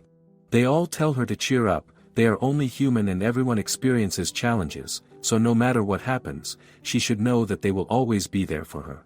She takes one of the cookies. She thinks that just by having people worry about her, the haziness in her mind becomes smaller, so this is how humans help each other survive. She smiles and tells them she is alright and takes a bite. She thinks, after all, humans are amazing. Meanwhile in the town, everyone is hearing the news that Jelly has done it again. Loomer takes the newspaper and reads that Jelly and Leon defeated a monster tamer and a dragon. Loomer notices that she is quickly becoming a standout but wonders if she is okay. Loomer decides to go check up on her soon, but now she has to start her business. Meanwhile, at the church, they all notice that she is standing out more than she is. She defeated a monster tamer and a dragon alongside a hero. Celestia tells Angie that she is working hard too. But Angie mentions that she will not lose to Jelly, and Jelly should just wait, she will end up like this. Will presents Jelly with a fresh boar fillet. She is totally surprised by how tasty it looks. He also tells her that here is the compilation of rumors that are circulating in the town. She notices that there are no rumors about finding corpses or suspicious people. She does not think a human could fall off a cliff and be okay, but in the end she is totally surprised as she notices something. It is a meat festival. She is sure that Leon would take them all out in an instant. She notices that lately they have gotten so much closer than before, and she will ask him after the meal. If Leon is here, he will protect her. It is nothing but good things. And from now on, she can live a comfortable human life. She thinks to herself that humans really are the best after all. That is when Leon steps in and apologizes to her for interrupting her meal, but tells her he will be concluding his duty as her bodyguard. It seems that the princess is also being targeted by someone. He informs her that he is already assigned as her guard, but that is when she tells him, look, there is a massive outbreak of fresh meat. He apologizes to her and tells her that he simply does not have time for that. She starts to tremble. He tells her that he will be replaced by a new guard in 3 days. She falls to the ground and starts to twitch. She thinks it is over. Her comfortable human life is over. He tells her to be truthful. The request was for him to leave immediately, but he will stay until his replacement arrives. It means abandoning his mission midway, but he is truly sorry. She thinks to herself that she just thought they were finally getting along so well. She thinks to herself that the princess is the child of the most important human in this nest, right? She thinks to herself that things never go smoothly. She tells Leon that it cannot be helped. Anyone would be scared if their life was targeted and tells him to make sure he protects the princess properly. She tells him that there is a place she wants to go while he is still here, stating that monsters might appear, so will he come with her. He tells her that he will accompany her anywhere. She wishes in her mind that she hopes her next guard is bad at detecting monsters. She goes to the cliff, under the cliff, and notices that she did not realize the cliff was this high. Leon calls out to her, telling her to come here so soon after someone tried to kill her. But she tells him, did he not say he would accompany her anywhere? He tells her that he did say that, but he never imagined it would be here. Even though it is within the barrier, monsters can still infiltrate this area. She responds that she is sorry, but she really needed to check this for herself. He asks her if it is about that man's survival. She responds, yes. She thinks to herself that if he is alive, she might be able to ask him about that person as well. He tells her, however, it is hard to believe anyone could survive a fall from that height, moreover the river's current around here is particularly fierce. She realizes that Leon is right, no human would stand a chance falling from there. She thinks about his last words when he thanked her. She wonders what did he mean by thanking her. That is when Leon tells her to take a look over there. He tells her that it appears to be what that man was wearing, it must have gotten caught on the rocks. She notices a fall from that height and this amount of blood loss. Leon states that it is a fitting end for someone like him. But Jelly mentions it is true that Burger was a monster tamer, but he was not a bad person, he was just a sensitive person who happened to have that ability. Leon tells her even if that were really the case, he committed many sins. She responds that if they are saying that, then she is the same, even if she does not remember it now. She has hurt many people for unjust reasons and she intends to spend the rest of her life atoning for it, because she does not want anyone trying to kill her anymore. She tells him humans can still start over, what is important is the willingness to face their sins. Leon is totally surprised as she thinks to herself that that sounded pretty good and her speech skills are getting better. Suddenly he collapses to the ground. She asks him if he is okay. He starts to feel nervous as he questions how can someone who is safe, how can someone who runs away from their sins be saved? She asks him what does he mean. He starts to tremble really badly as he confesses that he is the one who killed his father. In his past, his father yelled at him, asking how many times he had to tell him that he had had enough, and he wanted to give him. Leon was scared of his father as he ran, but his father ran after him, telling him to stop right there. Leon wondered why he ran away because he was scared of his father, why he hid, because he did not want his father to find him. He grabbed a weapon and thought that he had to defeat him, and that is why he hit his father in self-defense. Leon started to tremble as he called out to Jelly, asking her how someone who ran away from their sins could be saved. He started to cry, unable to believe that he had killed his father. She asked him what he meant and could not believe that he did that. She asked him why he did that. Suddenly, he stood up and told her to please just give him some time, that he would tell her everything. Back in the mansion, she thought about how he had not looked well since then and wondered if he was okay. She wondered if she should be the one to start a conversation. She smiled at him and asked if he would like to have a cookie, but he refused. She thought to herself that humans were really difficult to understand and reminded herself that he said he would tell her everything. She decided to just wait until he was ready to talk, knowing that she had to first cheer him up. She called out to him, and that was when Angie appeared, yelling at her that the newspaper said she defeated a dragon with the hero, stating that she would not stand for it, that it should have been him, that it should have been the hero and her defeating the dragon, and that she should have been the one in the spotlight. She stated that this would definitely get her the spotlight. Jelly told her that she was as energetic as ever today. She responded that she did not have time for that and that she had done it. That village had no local specialties, but she created grape seedlings that would save them if they planted them in that tiny village at the foot of the mountain that had nothing to offer. She thought to herself that she would steal the spotlight again. Leon was surprised. Angie told Jelly that since it was her territory, she came to pick her up so they could go together. Jelly mentioned that, of course, she would come as well. That was when Leon mentioned that he was sorry, but he could not accompany her. Jelly was surprised and asked him why. Anguish's guard stated that even if he was the hero, he must be tired from facing a dragon head-on and should leave the protection of the two ladies to him, suggesting that he could take a nice long rest. Jelly was totally shocked and questioned who he was, but Will told her that he was Anguish's guard. Anguish scolded his guard for being so loud and told him to learn to speak more quietly. The guard told Leon that he seemed a bit pale and should not push himself too hard. Jelly told him it was okay and that he should not push himself. Suddenly, Leon changed his mind and told Jelly to just let him come with her. She wondered if it was really okay for him to come. She knew they had some time until they reached the foot of the mountain and wondered if he would be able to tell her something. She glanced at him, knowing that if he did tell her something, she would definitely help him. Leon calls out to her in the carriage, telling her that the village at the foot of the mountain is his hometown and asking if she would be willing to listen to the crime he committed there. She realizes he is finally ready to talk and knows she will do everything she can to help him. He explains that his father, a principled man, united a vigilante corps, and due to his weakness, he held a high regard for his strong and gentle father. However, his father expressed disapproval of him carrying a sword, and that was the only time he had been very strict. In the past, Leon asked his father to teach him swordsmanship, but his father told him what nonsense he was saying, reminding him that he was still too green. Leon insisted that he wanted to be as strong as his father, but his father told him that he had no need to be strong and that instead of carrying a sword, he should plow the field, as that would make him a much better person. His father would become harsh and angry at Leon, telling him he would not do anything with the sword. Leon began using weapons as training for the sword, and his father caught him, asking what he was doing. Before Leon could say anything, his father told him to stop the nonsense and not make him repeat himself, reminding him that there were still so many places to plow and that the food situation in the village was not great, leaving no time for sword practice. Leon started to run away crying as his father rushed after him, and that was when his father noticed monsters approaching the village.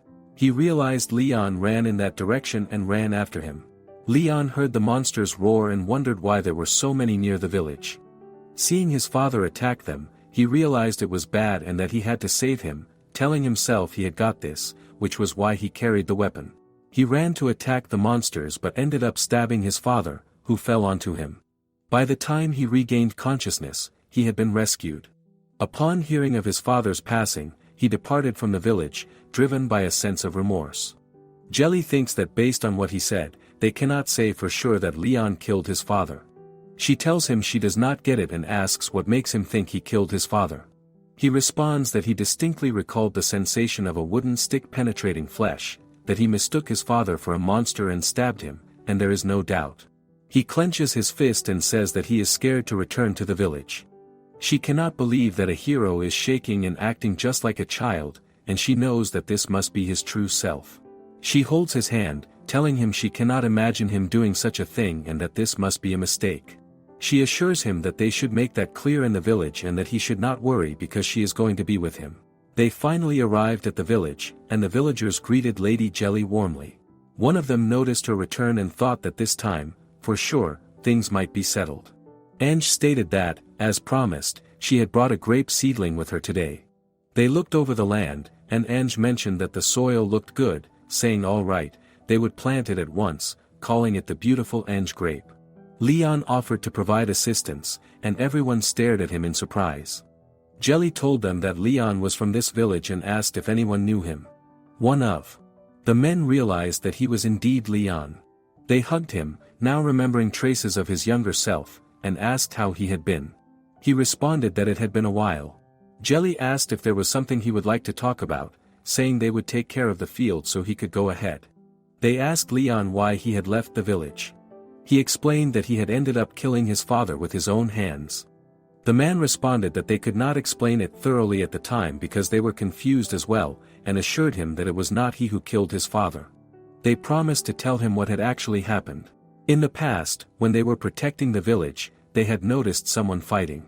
They saw Leon rush toward the monster, and at that moment, the monster had struck his father from the side. Leon attacked the monster and also lost consciousness. They explained that it had just been an unfortunate accident. Leon insisted that there was no way that was possible.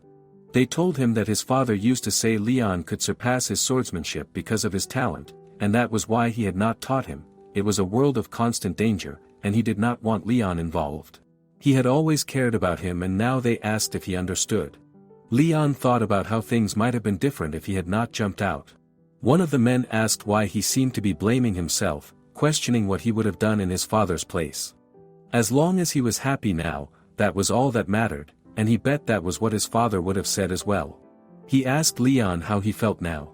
Leon realized he would not have made it here on his own and had been afraid to learn the truth, but seeing Jelly smile at him, he knew she had guided him through it. He smiled with tears in his eyes, grateful to her for helping him face the truth. The man sitting next to him agreed, stating that she was certainly something else. Jelly was heading toward Leon when someone called out to her. She turned around and saw it was Angie, wondering if she had finished her work. But their attention immediately shifted as they all noticed a large number of boars charging toward them. Angie urged her not to just stand there in shock, telling her to run because a huge herd of boars was coming. Leon stepped in front of Jelly and told her to stand behind him, but she insisted that since the village and the meat were in danger, he should defeat them all. Leon smiled at her and reassured her to rest and simply observe. Angie's guard grinned and told Leon that it was their first time fighting together and he should show what he could do. Leon rushed at the boars, striking them in one swift motion, catching everyone completely off guard. The villagers praised him, saying that was truly impressive, and one suggested waiting until he could bring them into even better shape. Annette exclaimed that Leon had saved the village and her with just one stroke of his sword, confirming he was truly Leon the dragon-slaying hero. Some villagers were stunned, questioning if he really was that Leon, while others wondered if he wasn't upset at being called a moron or a little rascal earlier. Leon assured them that the threat was dealt with and the village was now safe. Jelly, drooling, stepped toward the boar and the beer, and the villagers commented that she clearly had much love for monsters as well. Leon approached her and swore by his sword that he would devote all that he had to her. She was completely taken aback, smiling, and told him it was too much. She realized she had finally gotten along with Leon and headed back to the mansion to enjoy her human life. Back at the mansion, she savored the meat, finding it incredibly tasty, knowing everyone thanked her, and she could not be happier enjoying the food while growing closer to Leon. She thought about sending the book to Celestria next when suddenly she felt someone calling her. She questioned what it was, wondering if it was all in her head. From the book, a butterfly appeared, followed by many more, all starting to shine. Jelly stood up in surprise, unsure what had happened, and looked at Leon, asking if he could hear her. No one responded, and she wondered what was going on. Then a woman's voice called out, telling her that her voice had finally reached her and urging her to listen calmly because a great tribulation was about to befall the world and the day of calamity was near. Jelly wondered who the woman was and what she was talking about. Jelly hears the woman call out again, asking if she didn't hear her the first time, and she repeats seriously that the day of calamity is near. Jelly is taken aback, wondering if this is the tribulation described in the book, and the woman confirms it is. She begins explaining the situation surrounding the nation, naming nearby regions. The Canarium Kingdom is her home, the dry falls lie to the north, the great forest of Eldra to the west, the whitest field plains to the east, and Lake Fogsea to the south. It is a land of abundant natural beauty, but an unprecedented calamity is approaching, and as the chosen saint, Jelly must save the country. She realizes how serious this is and worries what would happen if the woman discovered she is a monster. Jelly asks if it wouldn't be safer to just eat cookies at home, and the woman tells her that if she saves the nation, her wish to become a real human will be granted. Jelly glows with joy, questioning if that is true, and the woman winks, revealing that she knows Jelly's secret, that she even lied about receiving a revelation. Jelly feels a moment of panic, but the goddess reassures her, saying that she is indeed receiving a revelation now and this is her chance to make her wish come true. Jelly becomes happy, and the woman fades while reminding her that the future of the nation is in her hands. Jelly is shocked, realizing how precious her current human life is with friends and tasty meat, remembering how scared and hungry she once was in the forest, and she resolves to keep this wonderful life intact. The goddess tells her to listen carefully, warning that the calamity will destroy everything she holds dear. Jelly is shocked, questioning how this can happen even with a hero as strong as Leon, and the goddess explains that even he cannot protect everyone, let alone the tasty meat. Jelly declares that will happen over her dead body, and the goddess giggles, noting that this Jelly is very different from the previous one who refused to face calamity and thought the world's death was marvelous. The goddess hugs her, praising her as a good girl and instructing her to make strong allies who will fight alongside her. Jelly wonders if she can do that, and the goddess reassures her she doesn't need to change anything, just make lots of friends and they will help her. Jelly promises she will do her best, and the goddess asks if she will be her friend too. Jelly responds of course and thanks her.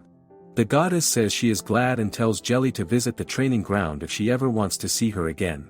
Jelly snaps back to reality, and Will asks what's wrong. She realizes she is back to normal and understands she just received a revelation from the goddess. Everyone is taken aback as she explains that the calamity is coming and she must face it with her allies. They all become concerned, and Will vows to prepare to fight alongside her.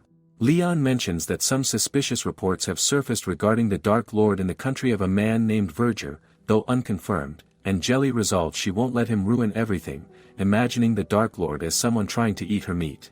Leon tells her he will not assume his post as her royal guard while away, but he will return without fail, and she should wait for him. She agrees. Remembering he had said something like that before. He introduces the guard who will fill in during his absence. Martina introduces herself, expressing pleasure in meeting Jelly, and remarks that she has heard a lot from Jelly about cute things like Revelations and the Dark Lord, asking if Jelly will be alright without Leon. Leon affirms she will be safe with Martina, and Martina promises to take good care of her. Jelly smiles, relieved to hear this, hoping they will get along. Martina pets Jelly on the head, calling her even cuter than expected and expressing eagerness to guard her. Jelly is taken aback but accepts it, and she tells Martina she wants to go to Celestria's place next, asking if she will accompany her. Martina agrees, and Jelly plans to send the book to Celestria and ask about the Dark Lord, noticing Martina is a bit quirky but confident she can get along with her as well. Celestria has tears in her eyes as she tells Jelly that she really found her book. She realizes this is definitely the right one and thanks Jelly from the bottom of her heart. Martina touches Jelly's face and hugs her, telling her that she has such a pretty face, leaving Jelly totally shocked. Sitting with Celestria, Jelly notices how happy she looks and feels glad that she found it. Celestria mentions that the chosen saint will lead the other saints to overcome the tribulation. She points out that this tribulation is very different from the one in other books and asks what tribulation actually means. Jelly realizes that it seems to refer to the Dark Lord. Suddenly, Jelly asks Celestria if she's okay, and Celestria responds, of course not, asking if Jelly has gone crazy. Celestria tells her to explain what that means from the beginning. Jelly begins by mentioning how she was eating meat and looking through the book at home, the meat so good it melted in her mouth with the sauce clinging firmly. Celestria tells her they can talk about the meat later and then asks if Jelly had another revelation after touching the book and learning that the tribulation or day of calamity is near. Jelly grins and says, pretty much, and notes that it was the first time she had ever received a revelation. Celestria tells her to make more allies and face that revelation, noting that Leon, the hero, interpreted the tribulation as the work of the Dark Lord. Jelly asks if she knows anything about the Dark Lord. Celestria explains that as far as the church knows, this continent was once home to a special monster whose mere presence drove others into a frenzy, making them uncontrollable. The King of Monsters is the name given to this special monster that drives others into a frenzy, also known as the Dark Lord, and its sole goal is the eradication of the human species.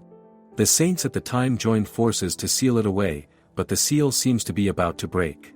Jelly realizes this is news to her and wonders if she will be in a frenzy too. Celestria recalls that her past self mentioned the day of calamity and remembers it vividly because it was so sinister. The past Jelly had asked what would happen if the Dark Lord were to return, delighting in asking unsettling questions. Thousands upon thousands of screams would echo throughout the world, and even imagining it was horrifying. Jelly thinks to herself that the past Jelly was too crazy and might have become a full-fledged Dark Lord.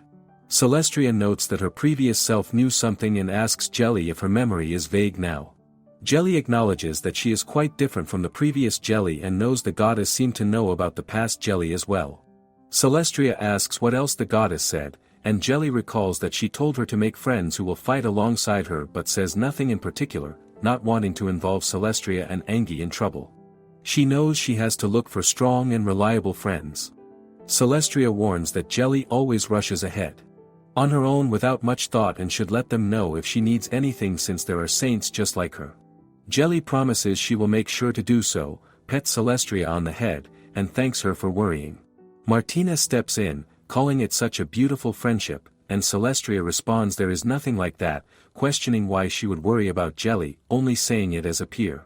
Celestria starts blushing as Martina compliments her, saying her desperate denial is endearing. Jelly notices Celestria blushing and comments to her to deal with the guard, as she recalls her name is Martina. Meanwhile, Jelly eats her cookies, thinking about the Dark Lord, as Martina continues complimenting them. Will approaches and asks if she has a moment, telling her that Lumiere, the butler, has arrived to see her and asks if she would like him to bring her. Jelly tells him to let her in, knowing she will ask Lumiere for some advice. And that concludes the video today. Make sure to leave a like and subscribe. Leave a comment if you want another part.